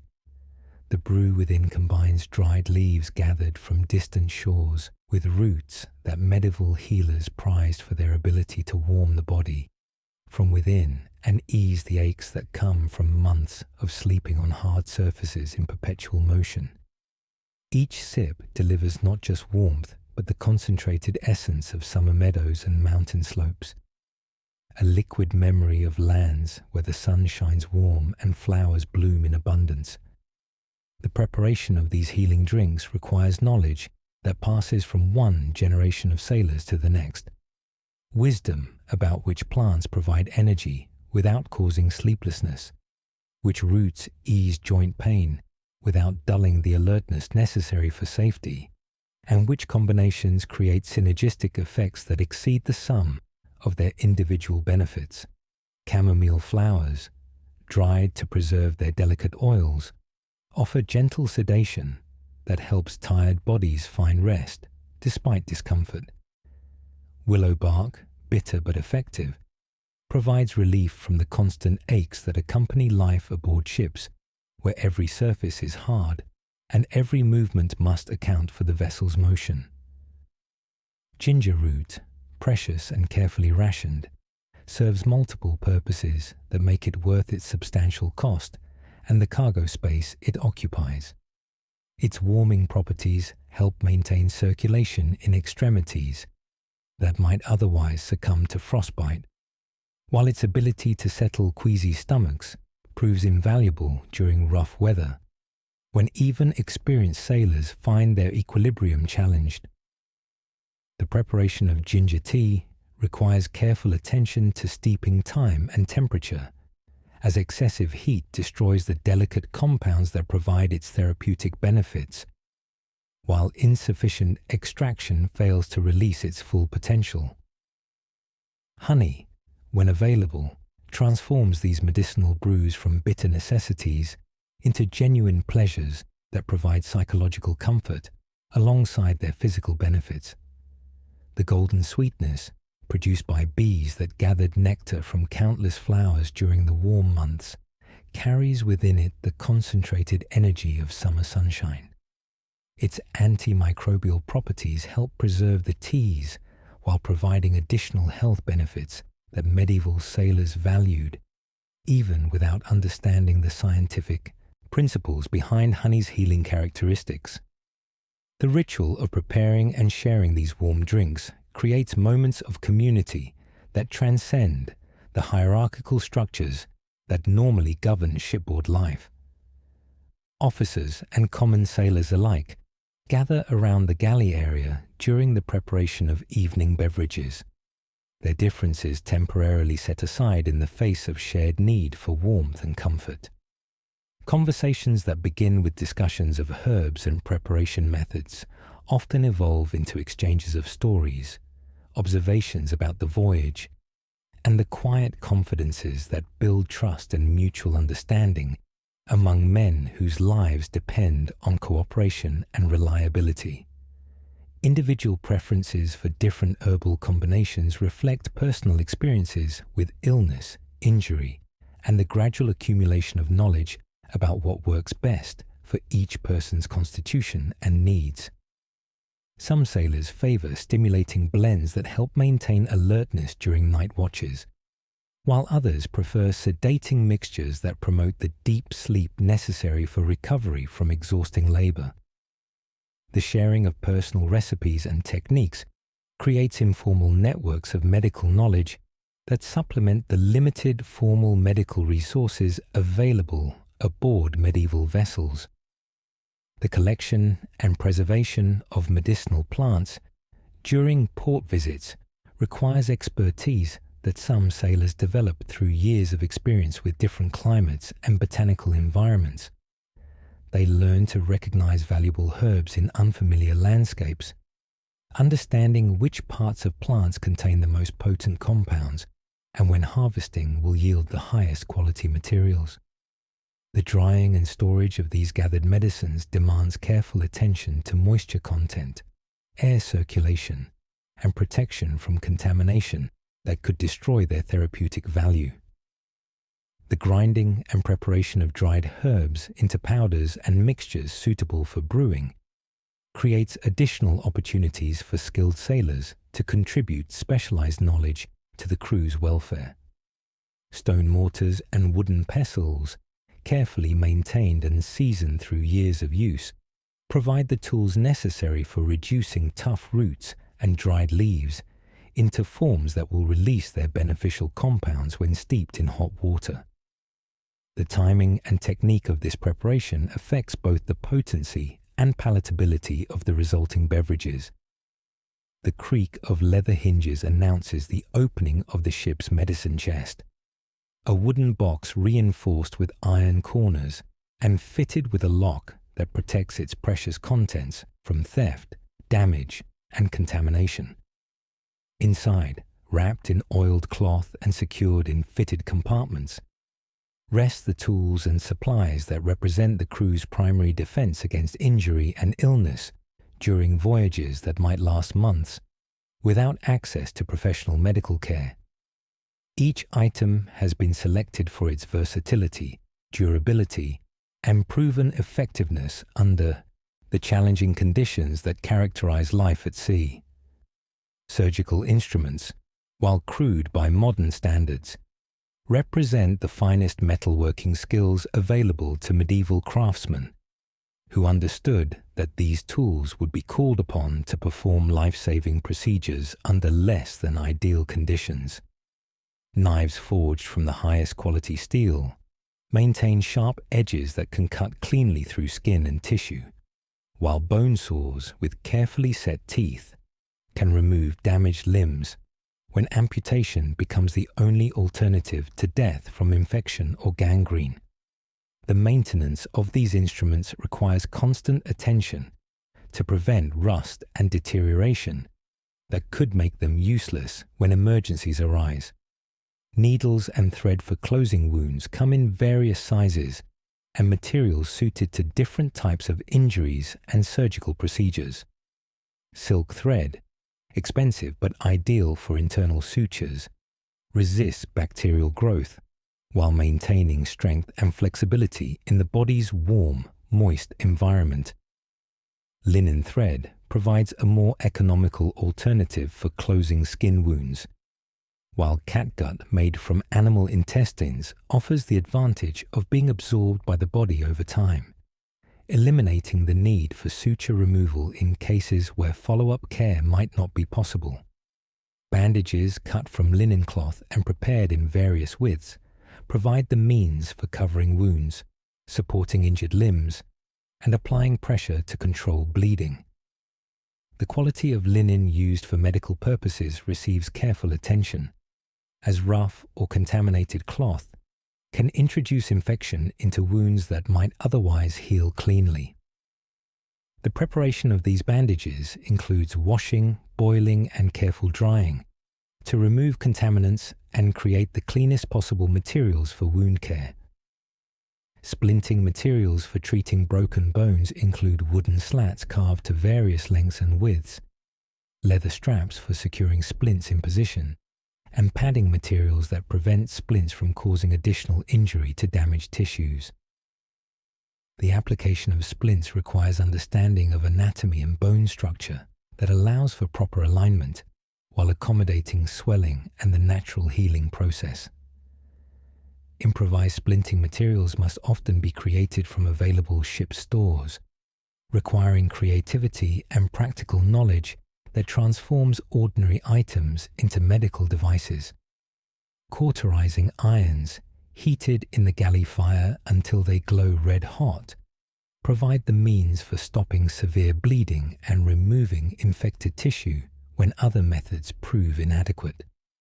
The use of these instruments requires considerable skill and judgment, as improper application can cause more damage than the original injury, while correct technique can save lives that would otherwise be lost to hemorrhage or infection. The psychological preparation required for both patient and practitioner when using cauterization represents one of the most challenging aspects of shipboard medicine. Opium, when available, provides the only reliable pain relief for serious injuries and surgical procedures, though its precious nature and potential for abuse require careful control and rationing. The preparation of opium for medical use involves understanding dosages that provide adequate pain relief without causing dangerous sedation or respiratory depression. The balance between compassionate treatment of severe pain and conservation of limited supplies creates difficult decisions that test the judgment and humanity of those responsible for medical care. Antiseptic substances, while not understood in terms of modern germ theory, prove effective through empirical observation and traditional knowledge passed down through generations of medical practice. Wine and vinegar, both readily available aboard ships, provide acidic environments that inhibit bacterial growth while cleaning wounds more effectively than water alone. Salt water, despite its harshness, offers natural antiseptic properties that make it useful for wound irrigation when fresh water must be conserved for drinking. Herbal preparations stored in the medicine chest include concentrated tinctures and powders that provide specific therapeutic effects for common shipboard ailments. Willow bark extract for pain and fever reduction, digitalis for heart conditions, and various purgatives for digestive problems represent the accumulated wisdom of centuries of plant-based medicine. The preparation and standardization of these remedies require expertise that combines botanical knowledge with practical experience in their application and effects. The responsibility for maintaining and using these medical supplies often falls to individuals who have developed expertise through necessity rather than formal training, creating a class of shipboard healers whose knowledge comes from practical experience with injury and illness. These informal medical practitioners learn to diagnose conditions based on symptoms and external signs, understanding the limitations of their knowledge while making the best possible decisions with available resources.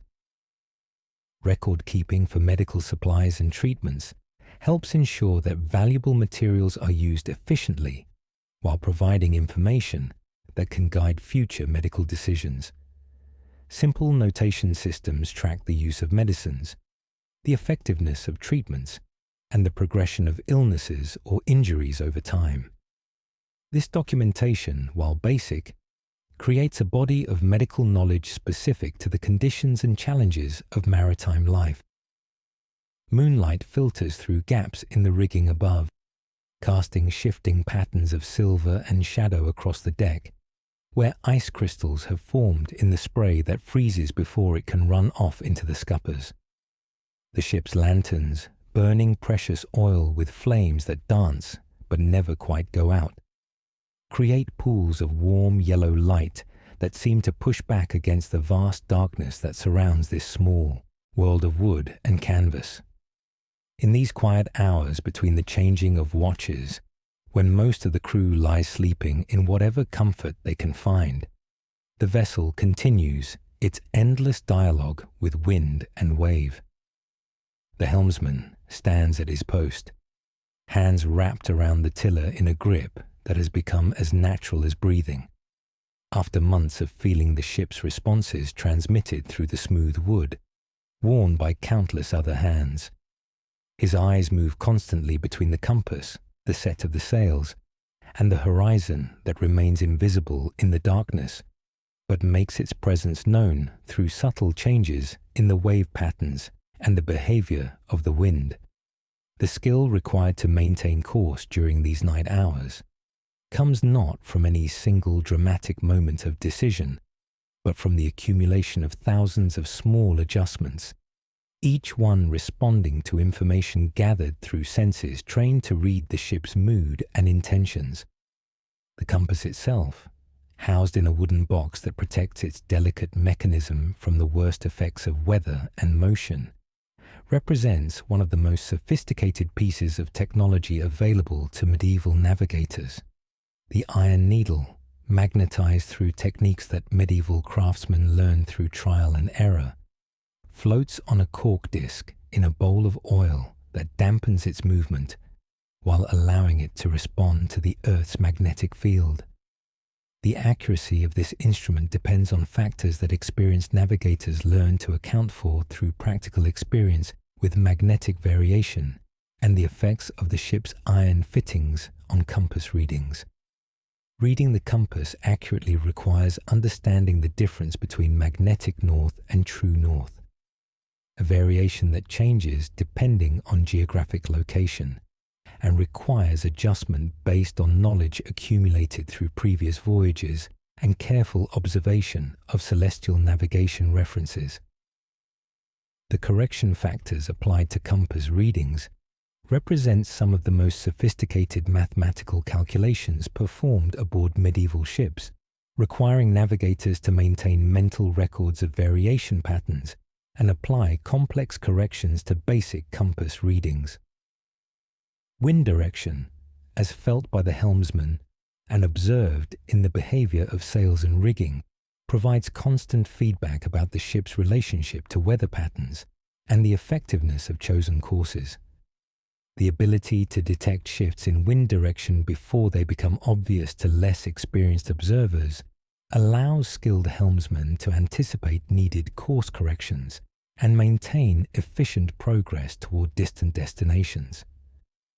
This sensitivity to atmospheric changes comes through years of experience with different weather conditions and careful attention to the subtle signs that precede major wind shifts.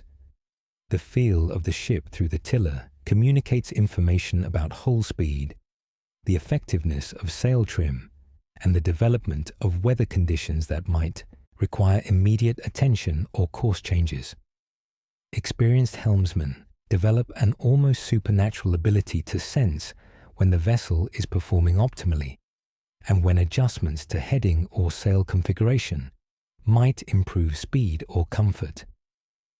This tactile connection between sailor and ship represents one of the most intimate relationships in the maritime world, a partnership between human skill and mechanical systems that requires mutual understanding and constant attention. Wave patterns, while invisible in the darkness, make their presence known through the ship's motion and the sounds of water moving along the hull. Different types of waves create characteristic motions that experienced sailors learn to recognize and interpret, understanding which patterns indicate stable weather conditions and which suggest the approach of storms or other dangerous situations. The ability to read wave information through the ship's responses allows navigators to make informed decisions about course and sail handling even when visual references are unavailable. The coordination between helmsmen and sail handlers requires communication systems that function effectively in darkness and adverse weather, with established signals and procedures that ensure proper response to changing conditions. Hand signals, voice commands that carry over wind noise, and predetermined responses to common situations all contribute to the smooth operation of the vessel during night watches when mistakes can have serious consequences. The mental discipline required to maintain concentration during long periods at the helm, especially during cold weather when physical discomfort constantly demands attention, represents one of the most challenging aspects of shipboard duty. Techniques for staying alert include controlled breathing, systematic observation routines, and mental exercises that keep the mind engaged while maintaining focus on the essential tasks of navigation and ship handling.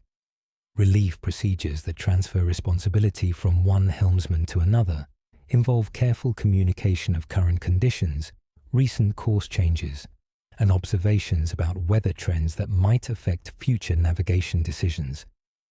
This transfer of knowledge ensures continuity of navigation expertise, while allowing exhausted helmsmen to rest and recover their alertness for subsequent watches.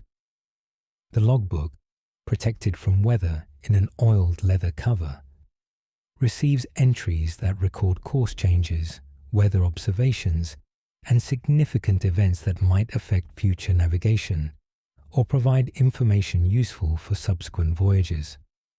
The maintenance of these records requires literacy skills that not all sailors possess, making the ship's clerk or navigator responsible for ensuring accurate documentation of the voyage's progress.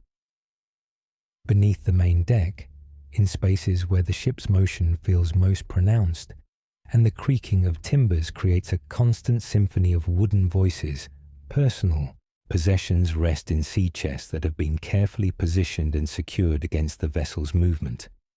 These chests, built to withstand years of hard use while protecting their contents from salt water and rough handling, contain the few items that connect sailors to their lives beyond the confines of the ship.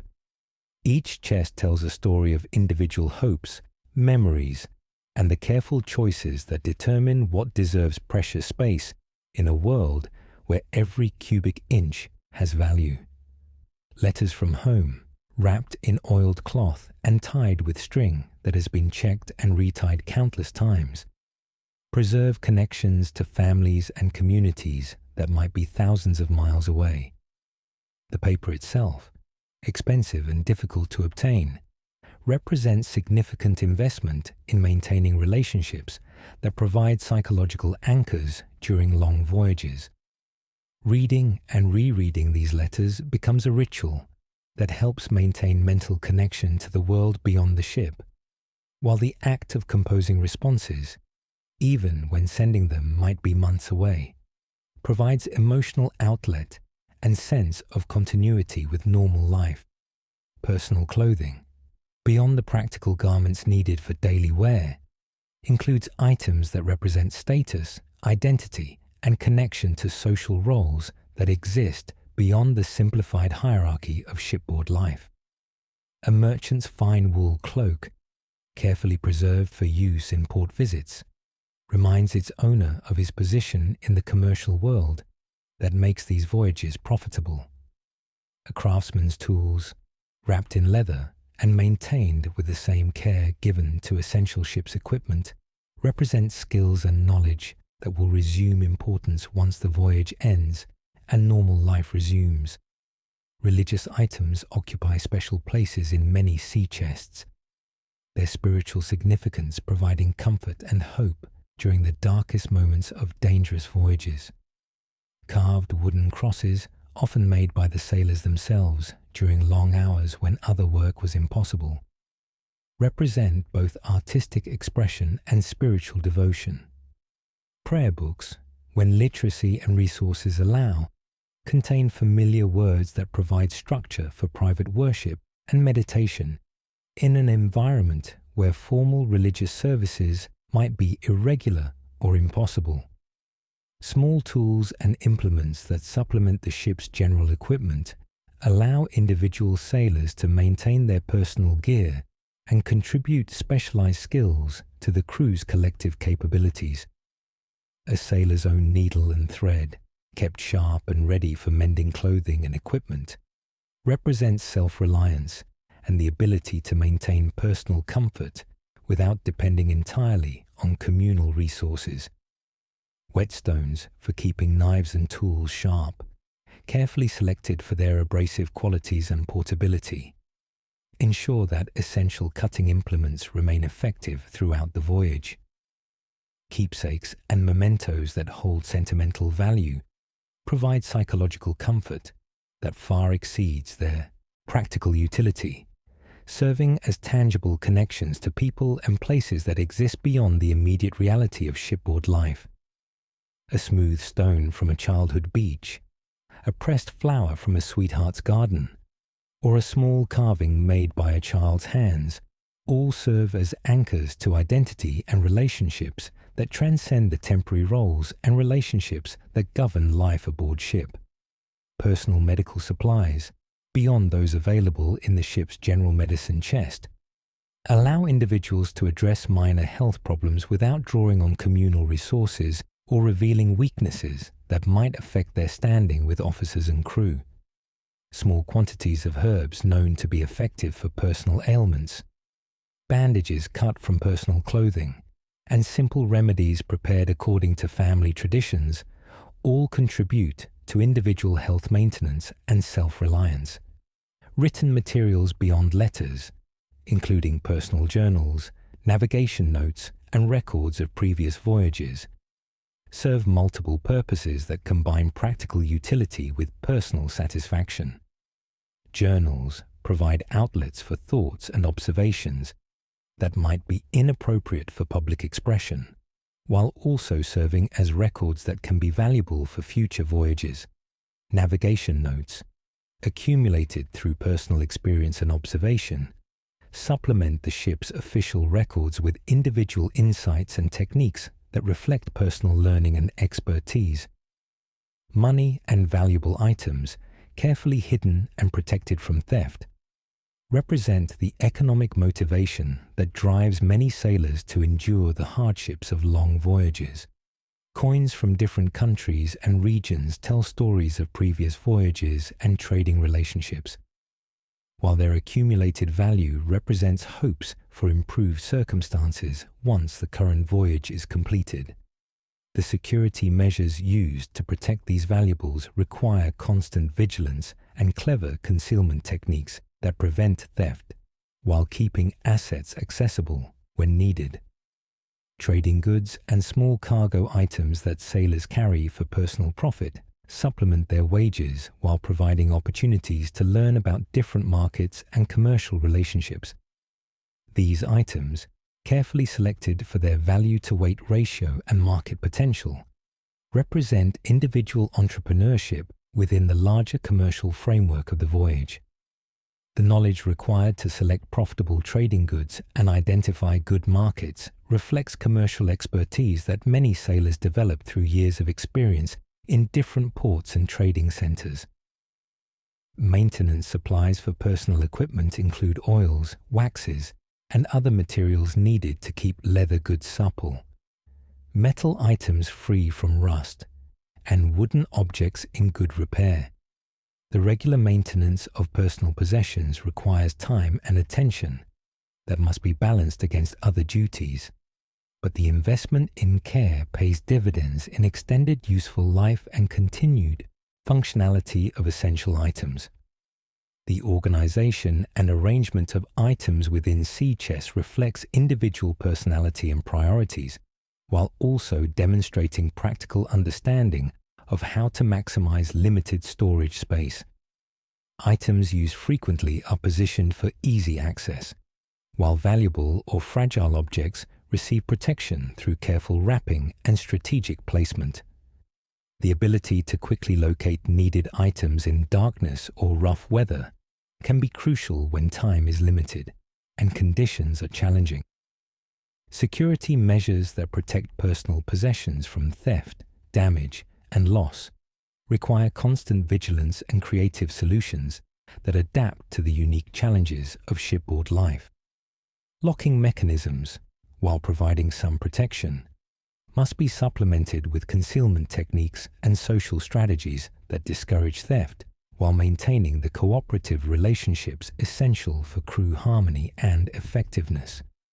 Privacy, a rare commodity aboard ships where personal space is minimal and solitude nearly impossible to achieve, becomes precious during the quiet hours when sailors can examine their possessions, read their letters, and maintain the personal rituals that preserve individual identity within the collective identity of the crew.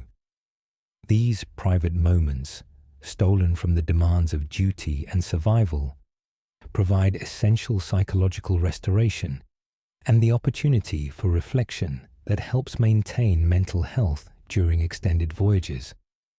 The gradual lightening of the eastern horizon, still hours away, but already anticipated by those whose lives have become synchronized with natural rhythms, will soon begin the process of another day aboard this floating world, where survival depends on the successful integration of individual skills, communal cooperation, and the accumulated wisdom of generations who have learned to find safety and purpose in one of Earth's most challenging environments.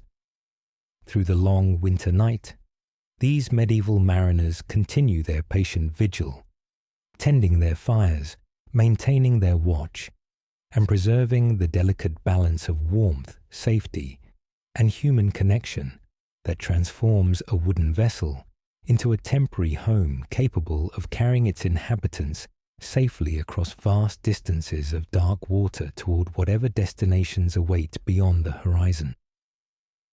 Without hurry, attention shifts from the intimate spaces of personal belongings to the broader rhythms that govern this wooden world, where the passage of hours brings subtle changes in light, temperature, and the quality of air that moves through every corner of the ship.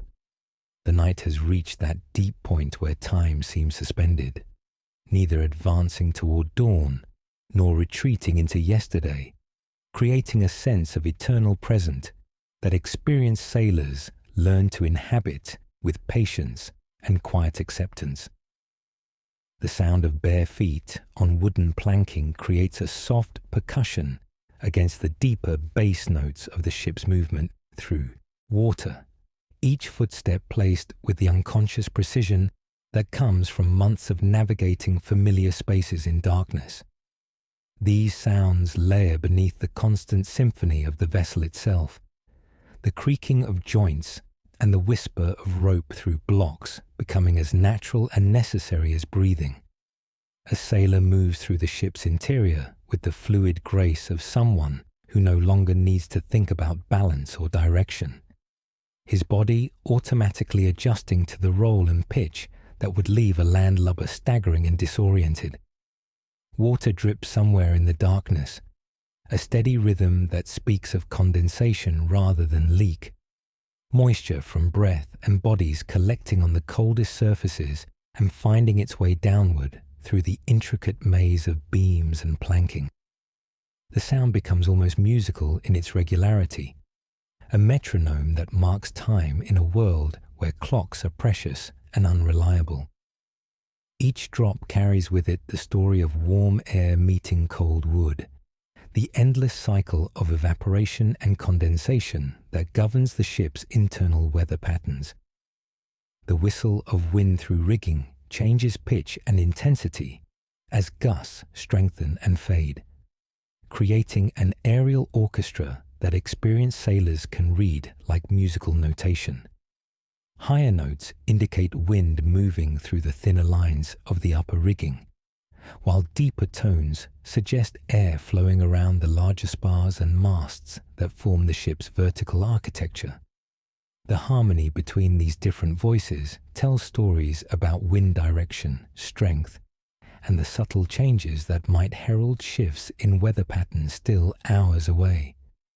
Footsteps pause, then resume with different rhythm and purpose, suggesting a change in task or destination that reflects the constant adaptation required for life aboard ship. The sailor might be checking lashings that have worked loose during the night's motion, or investigating a sound that seemed out of place among the familiar voices of wood and rope and water. Each pause represents a moment of assessment and decision, the kind of small judgments that accumulate over time to create the margin of safety that separates successful voyages from disasters. The ship's bell remains silent during these deep night hours, its bronze voice reserved for marking watches and emergencies that would require the entire crew's attention. In the absence of its clear tone, other sounds gain prominence, creating a more intimate acoustic environment where individual movements and activities become audible to those who know how to listen. The scrape of a knife being sharpened, the rustle of cloth being rearranged, the soft murmur of a prayer whispered into the darkness all contribute to the quiet symphony of human persistence in an environment that offers no comfort except what can be created through skill and determination. From the wide expanse of winter ocean that stretches beyond the ship's wooden walls to the smallest details of daily survival, the world contracts and expands according to immediate needs and the rhythms of attention that govern life in confined spaces. The horizon, invisible in darkness, but always present in the consciousness of those who navigate by its relationship to stars and wind, represents the ultimate boundary of this floating world, the line where water meets sky and possibilities become infinite. Yet within the ship's hull, focus narrows to the immediate and tangible, the rope that needs splicing, the flame that requires tending, the watch that must be maintained regardless of personal comfort or inclination. The ocean itself moves with the slow power that medieval sailors learned to respect rather than resist, its currents and temperatures creating conditions that affect everything from the ship's speed to the behavior of fish and birds that provide signs of land or weather changes. Deep beneath the vessel's keel, water masses of different temperatures and densities create invisible rivers that can carry ships far from intended courses or provide favorable currents that speed voyages and conserve the crew's energy. The surface waves that rock the ship represent only the most visible aspect of oceanic forces that extend downward for thousands of feet and outward for thousands of miles. Wind patterns above the water's surface create their own geography of moving air that experienced navigators learn to read and exploit for maximum efficiency. High-pressure systems bring clear skies and steady winds that allow for predictable progress, while the approach of low pressure creates the unsettled conditions that demand constant attention to sail trim and course adjustments. The interaction between ocean and atmosphere generates the weather systems that can make the difference between comfortable passages and struggles for survival, requiring sailors to maintain awareness of both domains simultaneously. Temperature gradients between water and air create localized weather phenomena that can catch unwary mariners by surprise, generating sudden squalls or unexpected calms that require immediate response from crews trained to work together under pressure. The ship's position relative to these natural boundaries affects everything from wind strength to visibility, making the ability to read environmental signs a crucial survival skill that distinguishes experienced sailors from novices, who might understand individual techniques but lack the integrated awareness necessary for safe navigation.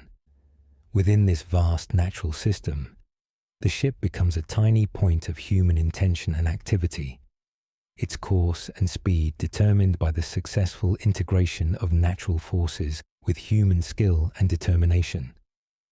The sails above capture wind energy and transform it into forward motion, while the hull below parts water with efficiency that represents centuries of accumulated knowledge about hydrodynamics and structural design. Every adjustment to sail trim or steering represents a negotiation between human will and natural forces, requiring constant compromise and adaptation. Hands move with practiced efficiency through tasks that have become as automatic as breathing, each motion refined through repetition until unnecessary movement has been eliminated and maximum effectiveness achieved with minimum effort. The sailor checking rigging tension can detect problems through touch that might not become visible until daylight, his fingers reading the story told by rope fibers under stress. Years of experience have taught him to distinguish between normal stretching and the subtle changes that indicate developing weakness or damage that requires immediate attention. Coiling line becomes a meditation in itself, each loop placed with precision that ensures the rope will run freely when needed, while occupying minimum space in storage areas where every inch has value. The rhythm of coiling creates its own satisfaction, the transformation of loose cordage into neat, purposeful arrangements that speak of competence and care. Different types of rope require different coiling techniques, with some materials holding their shape better when coiled in clockwise directions, while others perform better when coiled against their natural twist.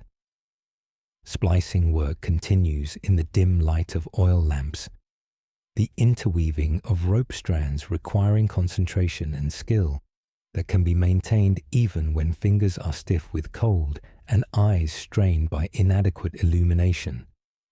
Each splice represents a permanent joining that will be stronger than the original rope, the tucked strands distributing stress across multiple connection points that resist failure under the extreme loads generated by winter storms. The tools required for splicing, simple wooden fids and metal marlin spikes, become extensions of the splicer's hands through years of use and familiarity. Knot work, while less permanent than splicing, provides the temporary connections that secure cargo, adjust rigging, and create the countless small attachments that hold the ship's complex systems together. Each knot serves a specific purpose, with some designed to hold under extreme loads, while others are intended to be easily released even after bearing significant tension.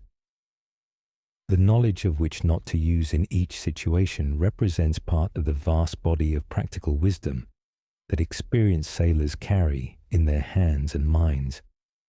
The maintenance of tools used for rope work requires constant attention to prevent rust and damage that could make them useless when needed most. Metal surfaces need regular cleaning and oiling to protect them from the corrosive effects of salt air, while wooden handles require treatment with oils and fats that prevent cracking and maintain the grip necessary for safe use. The sailor who neglects his tools soon finds himself dependent on others for essential tasks that should be within his individual capability. Inspection of completed work becomes a crucial final step that can prevent small problems from becoming major failures during critical moments. Running hands along finished splices reveals any loose strands or imperfect tucks that might weaken under load, while testing knots under moderate tension ensures they will hold when subjected to the extreme forces generated by storm winds and heavy seas. This attention to detail reflects the understanding that failure of any single component can have consequences far beyond its individual importance. The small brass compass mounted in its wooden housing near the helm continues its patient duty of pointing toward magnetic north, its needle responding to forces that medieval sailors understood through practical experience rather than theoretical knowledge. The instrument's accuracy depends on factors that experienced navigators learn to account for through careful observation and record keeping. noting how local variations in the Earth's magnetic field affect readings in different geographic areas. Iron objects near the compass can deflect the needle from true magnetic bearings, requiring careful positioning of the instrument and awareness of how the ship's own metal fittings might introduce errors into navigation calculations. Reading compass bearings accurately in the dim light of night watches requires techniques that make maximum use of available illumination while protecting night vision that might be crucial for spotting dangers or navigation landmarks. Small oil lamps positioned to illuminate the compass card without creating glare allow helmsmen to maintain course while preserving their ability to see into the darkness beyond the ship's immediate vicinity.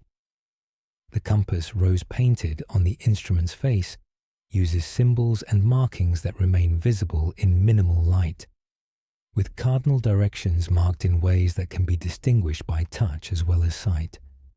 Magnetic declination, the difference between magnetic north and true north, varies according to geographic location and requires correction factors that navigators learn through experience with different sailing areas. These corrections, applied mentally to basic compass readings, represent some of the most sophisticated mathematical calculations performed routinely aboard medieval ships.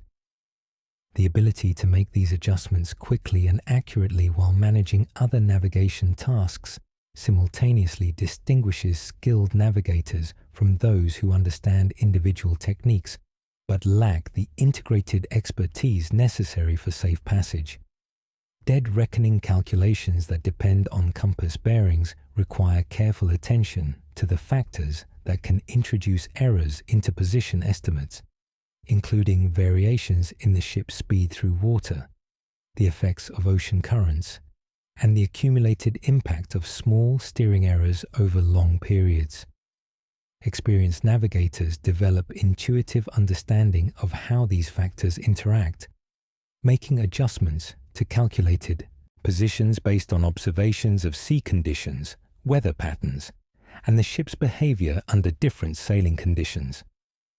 The ship's log, maintained with entries that record course changes, speed estimates, and significant observations, provides the historical record that allows navigators to reconstruct the vessel's track and identify patterns that might affect future navigation decisions.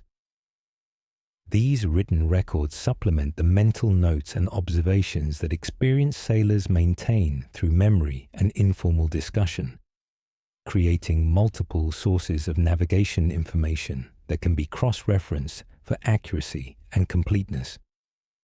Emergency navigation procedures, employed when the compass is damaged or when weather conditions make normal navigation impossible, rely on backup methods that use natural phenomena and basic principles of direction finding.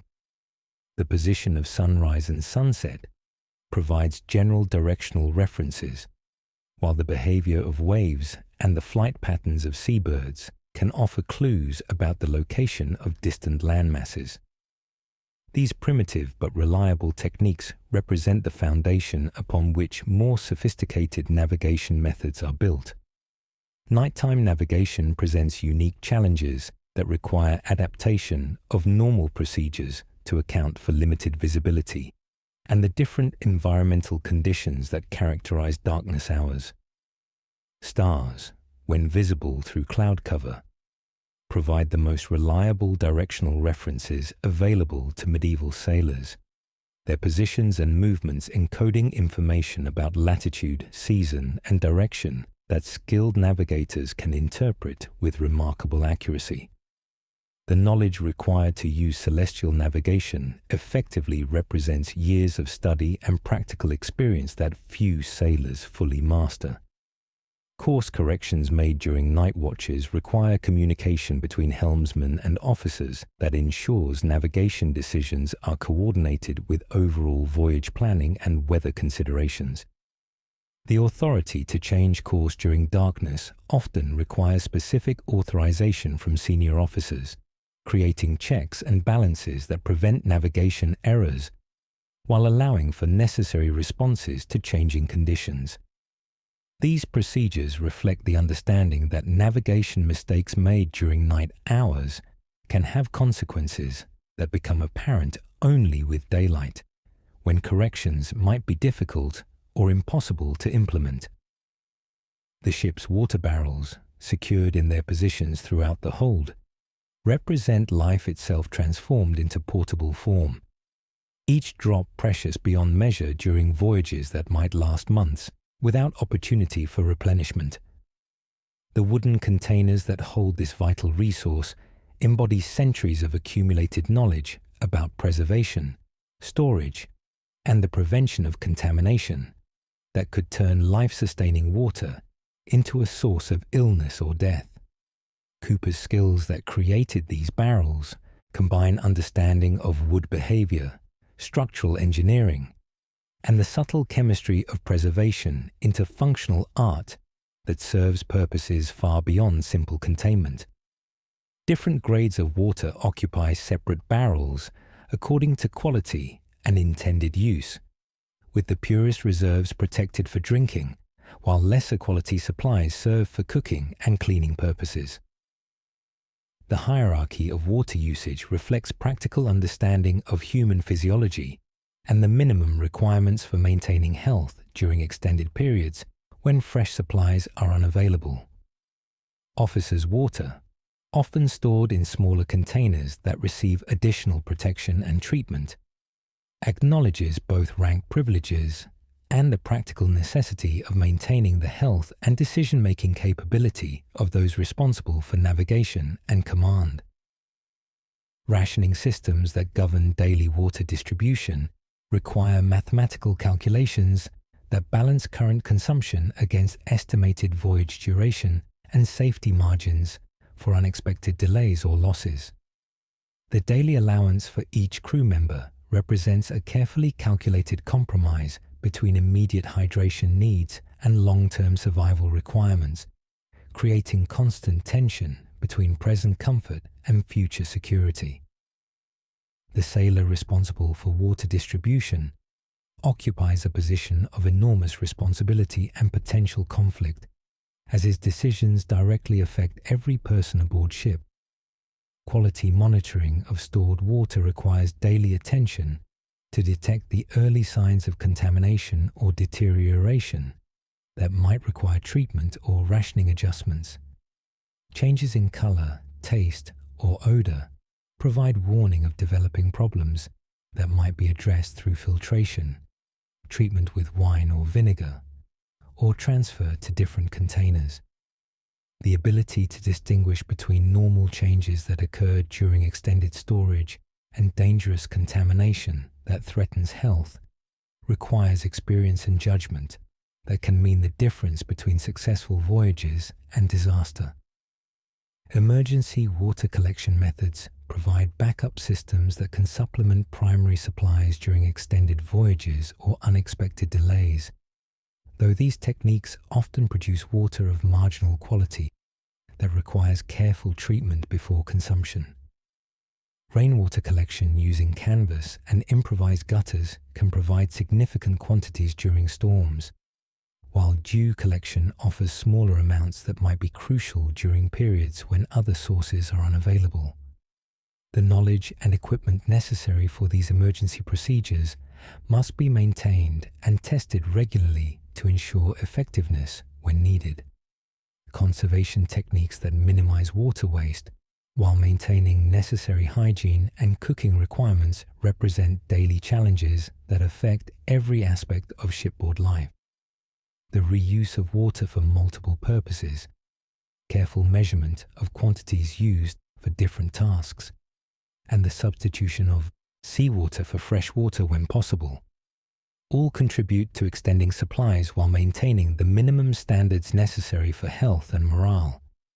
These conservation measures often require changes in personal habits and cooking techniques that can be difficult to maintain over extended periods. The psychological impact of water rationing affects crew morale and behavior in ways that experienced officers learn to anticipate and manage through leadership techniques that maintain discipline, while acknowledging the very real fears associated with thirst and dehydration. Visible fairness in distribution, transparency in rationing decisions, and clear communication about water supplies and consumption rates all contribute to maintaining crew cohesion during periods when water scarcity creates stress and anxiety among sailors who understand the consequences of running out of fresh water far from land. Treatment methods available to medieval sailors for improving marginal water supplies rely on techniques that remove visible contaminants while improving taste and safety through natural processes. Sand filtration using materials available aboard ship can clarify muddy water while removing larger particles and some bacterial contamination. Boiling water, when fuel supplies permit, provides additional purification that kills harmful organisms while concentrating dissolved minerals that might affect taste but generally do not threaten health.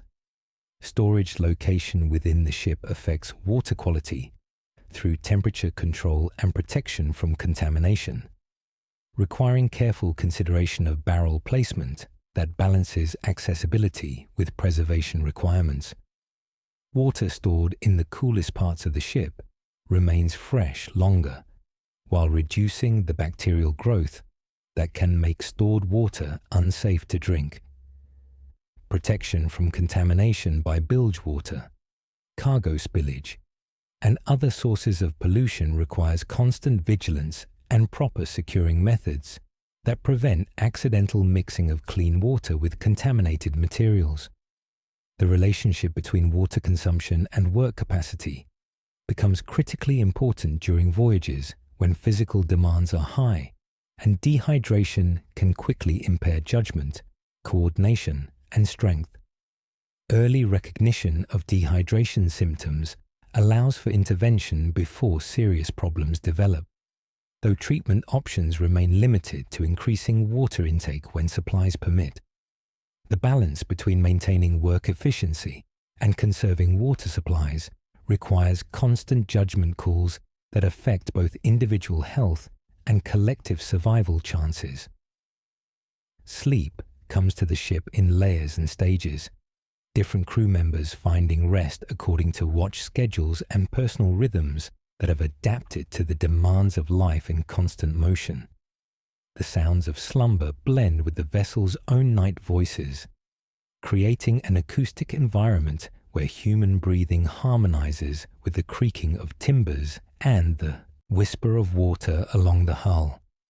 In hammocks and bedrolls, on straw mattresses and folded sailcloth, sailors discover the rest that allows them to continue functioning despite conditions that would exhaust landlubbers within days.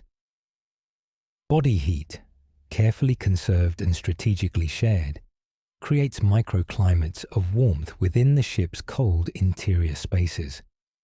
The techniques for maintaining comfortable sleeping temperatures require understanding of heat loss, air circulation, and the thermal properties of available bedding materials.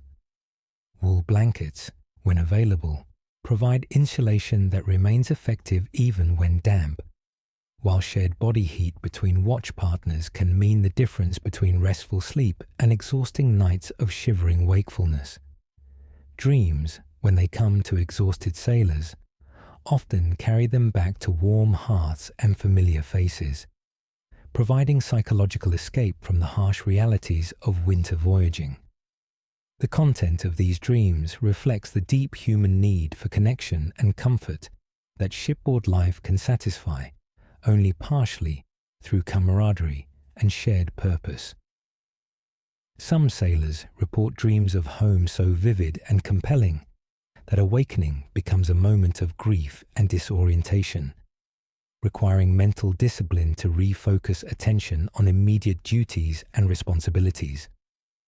The transition between sleep and wakefulness aboard ships becomes a gradual process that allows consciousness to emerge slowly, rather than demanding the immediate alertness that might be dangerous in an environment where sudden movements can cause injury.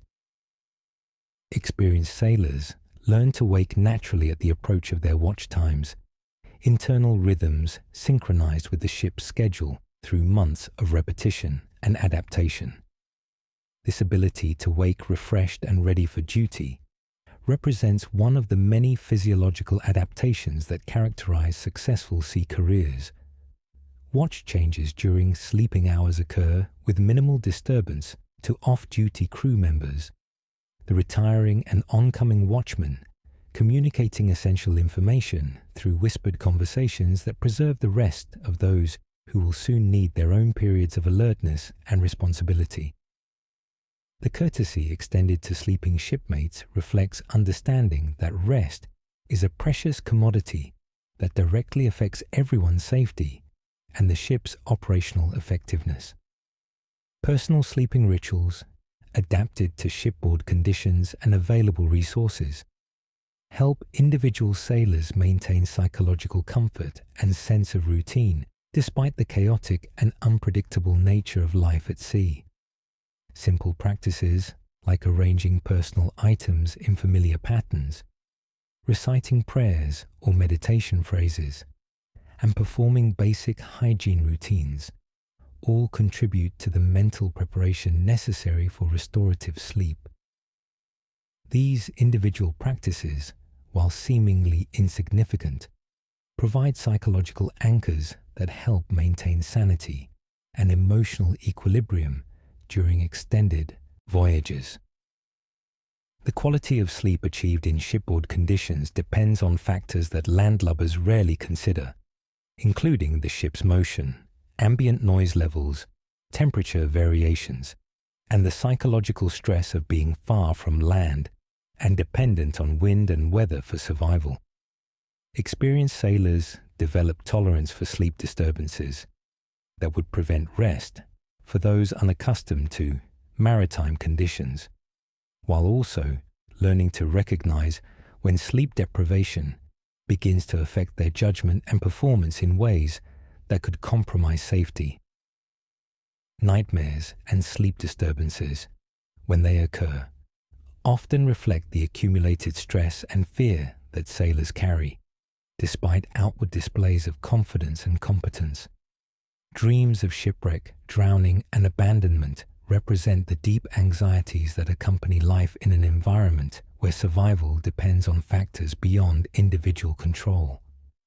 The informal counseling and support that crew members provide for each other during difficult periods helps maintain morale and psychological health during voyages that test human endurance and resilience.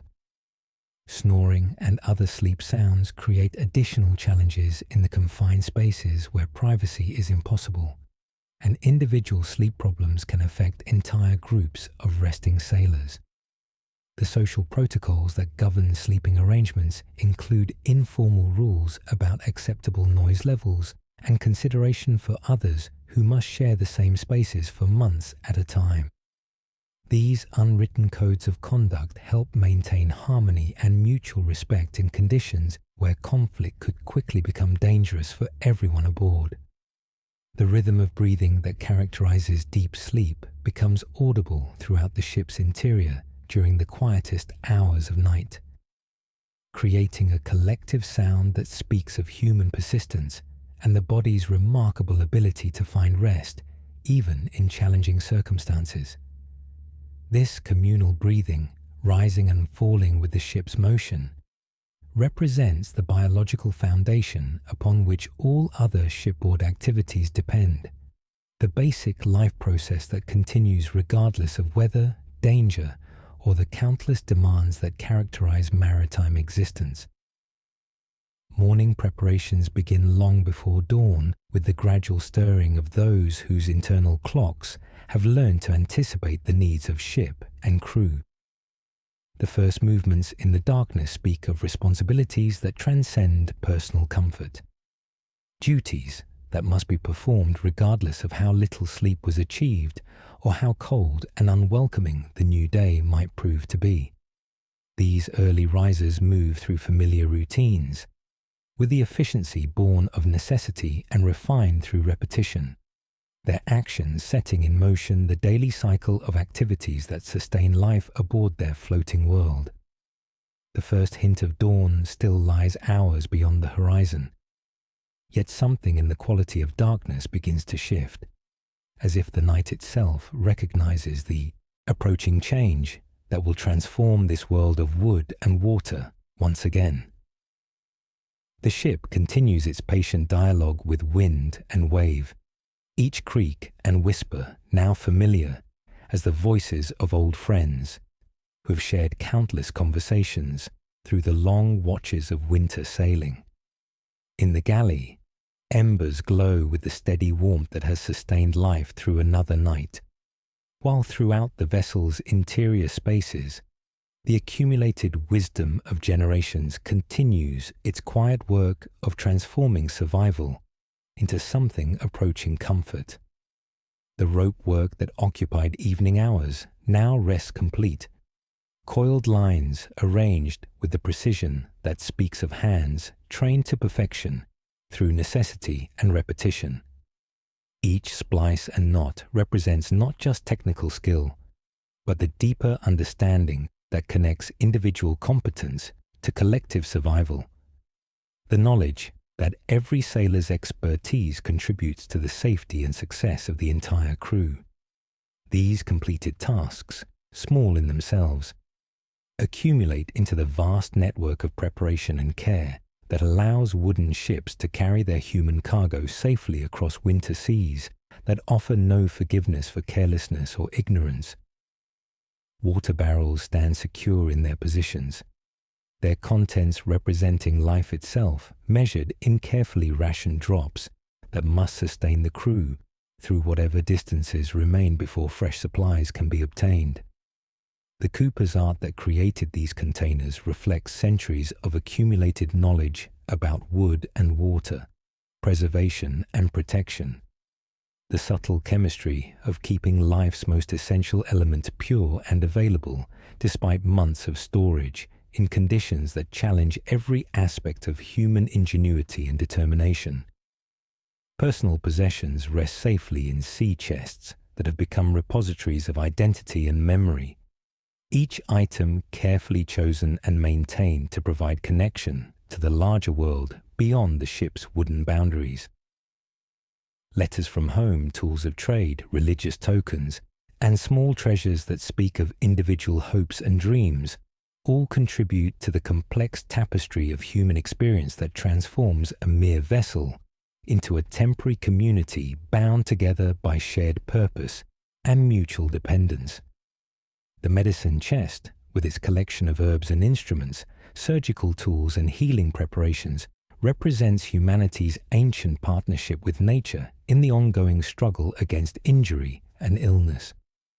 The knowledge required to use these simple materials effectively comes not from formal education, but from the practical wisdom accumulated through generations of those who learn to heal and comfort, far from the sophisticated medical resources available on land. Each remedy and technique reflects the understanding that survival often depends less on dramatic intervention than on patient care and the accumulated effect of countless small acts of attention and compassion. Navigation instruments continue their patient service, compass needles pointing steadily toward magnetic north, while astrolabes and other tools wait ready to capture the positions of stars and sun when weather permits their use. The knowledge required to employ these instruments effectively represents some of the most sophisticated technical expertise available to medieval sailors, mathematical and astronomical understanding that transforms the movement of celestial bodies into practical information about position and direction on the trackless ocean surface. Throughout the ship, the evidence of human adaptation and ingenuity speaks to the remarkable capacity for learning and adjustment that allows ordinary people to master extraordinary challenges through patience, observation, and the willingness to refine techniques until they achieve the precision necessary for success in unforgiving environments. The layering of clothing that provides warmth without restricting movement, the management of fires that offer heat without threatening destruction, the preservation of food that maintains nutrition while resisting decay, all represent solutions developed through practical experience and refined through generations of accumulated wisdom. The watch system that maintains constant vigilance reflects understanding of human limitations and the need for rest, balanced against the demands of safety and navigation that cannot be compromised regardless of personal comfort or inclination. The quiet transfer of responsibility from one watch to another, conducted with whispered conversations that preserve the sleep of off-duty crew members, demonstrates the courtesy and consideration that help maintain harmony and cooperation in conditions where conflict could quickly become dangerous for everyone aboard. Sleep, when it finally comes to exhausted sailors, arrives with the completeness that characterizes rest earned through genuine effort and shared hardship. Bodies trained by months of irregular schedules and constant motion learn to find restoration in conditions that would seem impossible to those accustomed to the stable comfort of life on land. The sounds of peaceful breathing blend with the ship's own night voices, creating an acoustic environment where human persistence harmonizes with the natural forces that carry the vessel through darkness toward whatever dawn awaits beyond the horizon. The galley fire, carefully banked but never allowed to die completely, represents the beating heart of shipboard life that provides not just physical warmth, but the psychological comfort that comes from the sight of flames and the knowledge that hot food and drink remain possible even in the harshest conditions. The techniques for maintaining combustion through the night hours, preserving coals while conserving precious fuel, reflect the sophisticated understanding of fire management that transforms simple materials into reliable sources of heat and sustenance. Stories told in the flickering light of oil lamps have woven connections between crew members that transcend the temporary relationships of a single voyage, creating bonds of shared experience and mutual understanding that help sustain morale during the most challenging periods of winter sailing. These narratives, drawing from oral traditions that stretch back centuries, provide not just entertainment, but the transmission of practical wisdom disguised as adventure, and the preservation of cultural knowledge that connects individual voyages to the broader tradition of human seafaring. The ship itself, through months of constant use and careful maintenance, has become more than a mere collection of wood and rope and canvas. The vessel now embodies the accumulated experience of its crew, each repair and adjustment reflecting lessons learned through practical encounter with the demands of winter sailing. The relationship between sailors and ship has evolved into a partnership where human skill and mechanical systems work together with the efficiency that comes from intimate familiarity and mutual dependence. As the night deepens toward its final hours, the rhythms of shipboard life continue with the steady persistence that has carried countless vessels safely across dangerous waters through the accumulated wisdom of generations who learned to find warmth and safety in one of Earth's most challenging environments. The techniques they developed, born of necessity and refined through practical experience, demonstrate the remarkable human capacity for adaptation and the power of cooperation to overcome challenges that would defeat individual effort. The legacy of these medieval mariners extends far beyond their individual voyages or personal survival, representing a testament to human ingenuity and the patient accumulation of knowledge that transforms impossibility into routine competence. Their understanding of wind and weather, wood and water, fire and food, reflects the deep connection between human intelligence and natural forces that characterizes the most successful forms of traditional technology. In their quiet competence and stubborn determination, they offer lessons that transcend their particular time and circumstances, reminding us that human adaptability extends far beyond the comfortable boundaries of modern life. The winter sea continues its eternal movement, carrying these wooden vessels and their human cargo through darkness toward destinations that remain uncertain, but no longer seem impossible. The sailors who have learned to call this harsh environment home demonstrate through their daily actions that survival comes not through dramatic heroics, but through the patient application of practical wisdom and the understanding that individual competence must serve collective welfare if any are to reach safety. Their fires burn steadily through the night, their watches change with quiet efficiency, and their ship continues its patient dialogue with wind and wave, carrying forward the ancient human tradition of finding ways to thrive in environments that seem designed to test every aspect of human determination and skill. In their success, they honor all those who came before and inspire all those who will follow, proving once again that human beings can find ways to create warmth and safety wherever courage and wisdom choose to make their stand. As our time in this distant world of wood and salt water draws toward its natural close, the ship continues its steady progress through winter darkness, carrying its crew of ordinary people who have accomplished extraordinary things through the simple application of practical knowledge and mutual cooperation.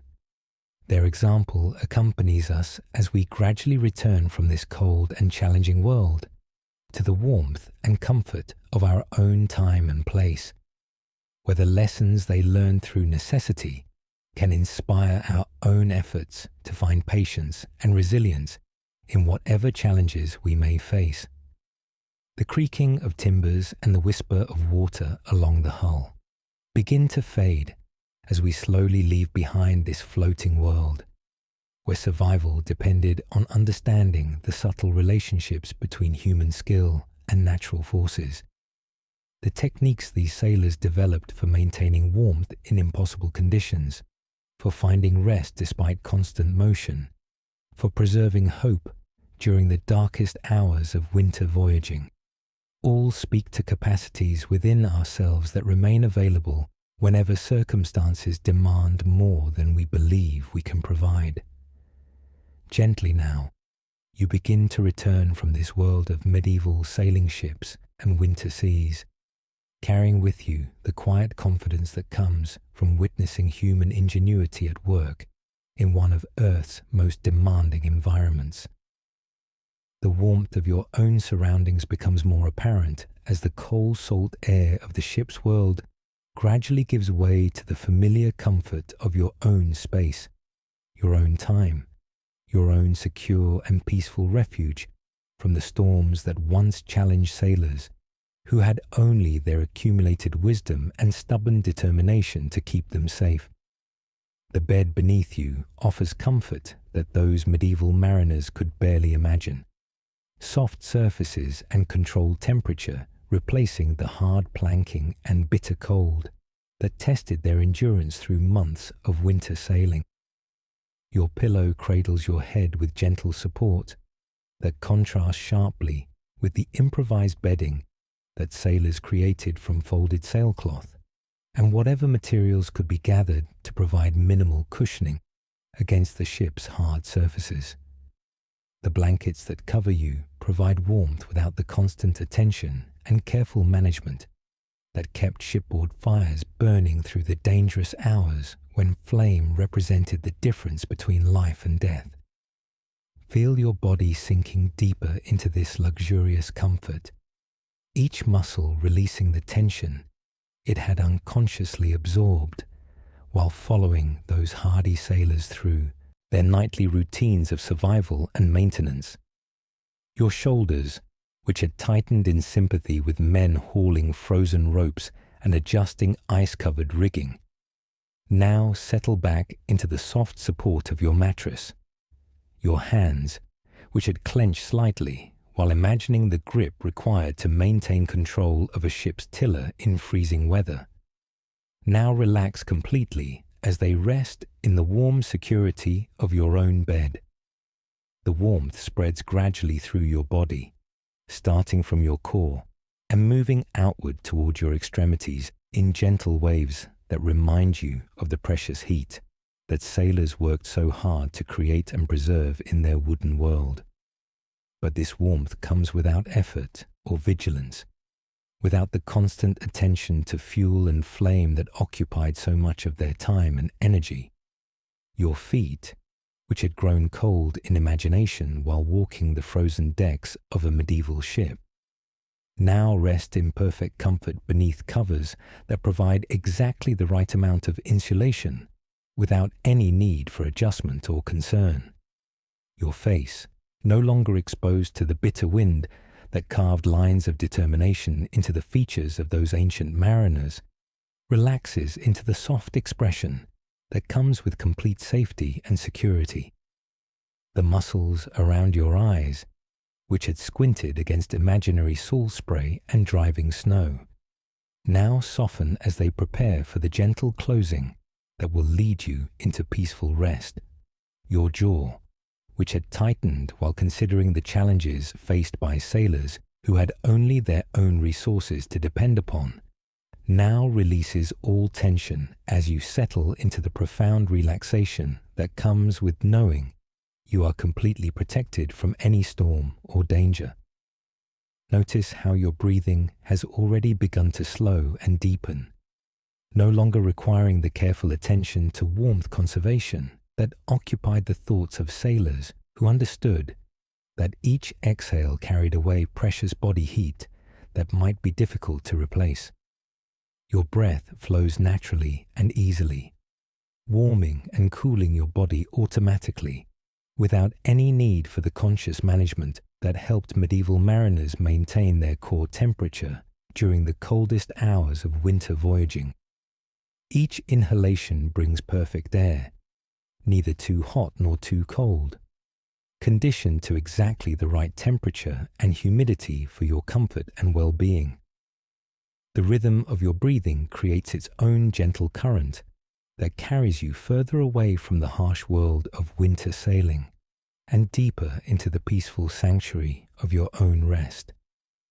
Unlike the sailors who had to time their breathing to conserve warmth and energy, you can allow each breath to flow as slowly and deeply as feels natural, letting the automatic wisdom of your body guide the process without any conscious effort or attention. The air moves in and out of your lungs like a gentle tide, each cycle bringing deeper relaxation and greater distance from any thought of cold or discomfort or the need for constant vigilance. Your heartbeat, which had quickened slightly while following those brave sailors through their nightly challenges, now settles into the slow, steady rhythm that characterizes deep relaxation and approaching sleep. The pulse that carries warmth throughout your body works effortlessly, without any need for the careful circulation management that occupied the attention of mariners, who understood that maintaining blood flow to hands and feet could mean the difference between competence and dangerous incapacity. Each heartbeat spreads comfort and relaxation through your entire system, preparing every part of your body for the restorative rest that awaits. The sounds of your own environment, so different from the creaking timbers and whistling wind that provided the constant soundtrack for life aboard medieval ships, create their own gentle symphony of safety and peace. Perhaps you can hear the quiet hum of heating systems that maintain perfect temperature without any attention from you, or the soft whisper of air circulation that provides fresh, clean atmosphere without the careful management that sailors had to maintain to ensure adequate ventilation in their cramped quarters. These modern sounds speak of systems designed to provide comfort automatically, freeing you from any need to monitor or adjust or worry about the basic requirements for warmth and safety. Your breathing continues to slow and deepen, each exhale releasing a little more of the tension and alertness that had connected you to that world of constant challenge and necessary vigilance. The air moves through your body like a gentle current, carrying away any remaining thoughts of cold or hardship, replacing them with the soft warmth that comes from knowing you are completely safe and perfectly comfortable. No wind can reach you here. No spray can touch you. No storm can threaten your peace or disturb your rest. Each breath becomes a little more effortless, requiring less conscious attention as your body's natural wisdom takes over the process of preparing for sleep.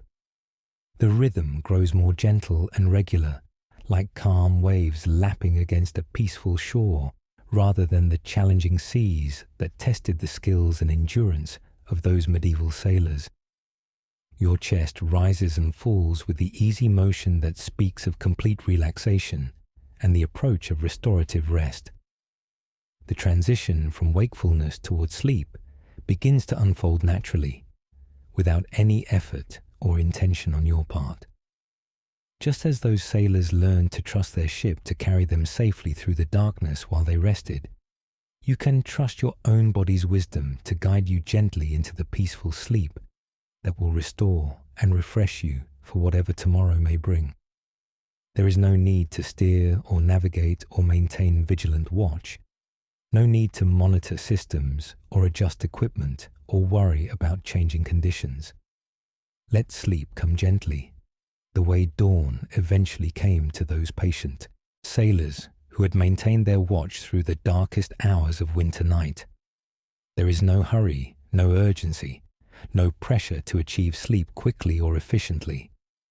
Simply allow the natural process to unfold at its own pace, trusting that your body knows exactly how to make this transition from the alert engagement of wakefulness to the deep restoration of peaceful sleep. Your mind, which had been actively following the adventures and challenges of medieval sailing, now begins to release its grip on conscious thought and purposeful attention. Ideas and images from that distant world may continue to drift through your awareness like gentle currents, but they no longer require your active participation or response. You can simply observe them passing by, the way those sailors might have watched distant clouds moving across the night sky. Interesting, but not demanding any action or concern. No need to solve problems or make decisions or plan for any future activity. The responsibilities and challenges that occupied every moment of life aboard those winter ships belong to that distant world and time, having no claim on your present rest or peaceful sleep. You have returned to your own safe harbor, your own comfortable refuge, your own perfect sanctuary, where the only requirement is to allow yourself to drift gently into the restorative sleep that awaits. Simply allow the gentle current of approaching sleep to carry you forward, the way those medieval ships were carried by favorable winds and currents toward their distant destinations. There is no need to resist or control or direct this natural process, no more than there would be need to fight against a gentle breeze that carries you exactly where you want to go. Sleep comes as naturally as breathing, as automatically as the circulation of warmth through your relaxed and comfortable body. Let yourself sink deeper into this perfect comfort, deeper into this complete safety, deeper into the gentle darkness that holds no challenges or dangers, but only the promise of peaceful rest and sweet dreams. The lessons of patience and endurance learned from those hardy sailors remain with you, but now they support your ability to rest completely, to trust in the natural process of sleep, and to allow yourself the complete restoration that comes from surrendering to the gentle current that carries you into dreams and the deep peace of perfect rest.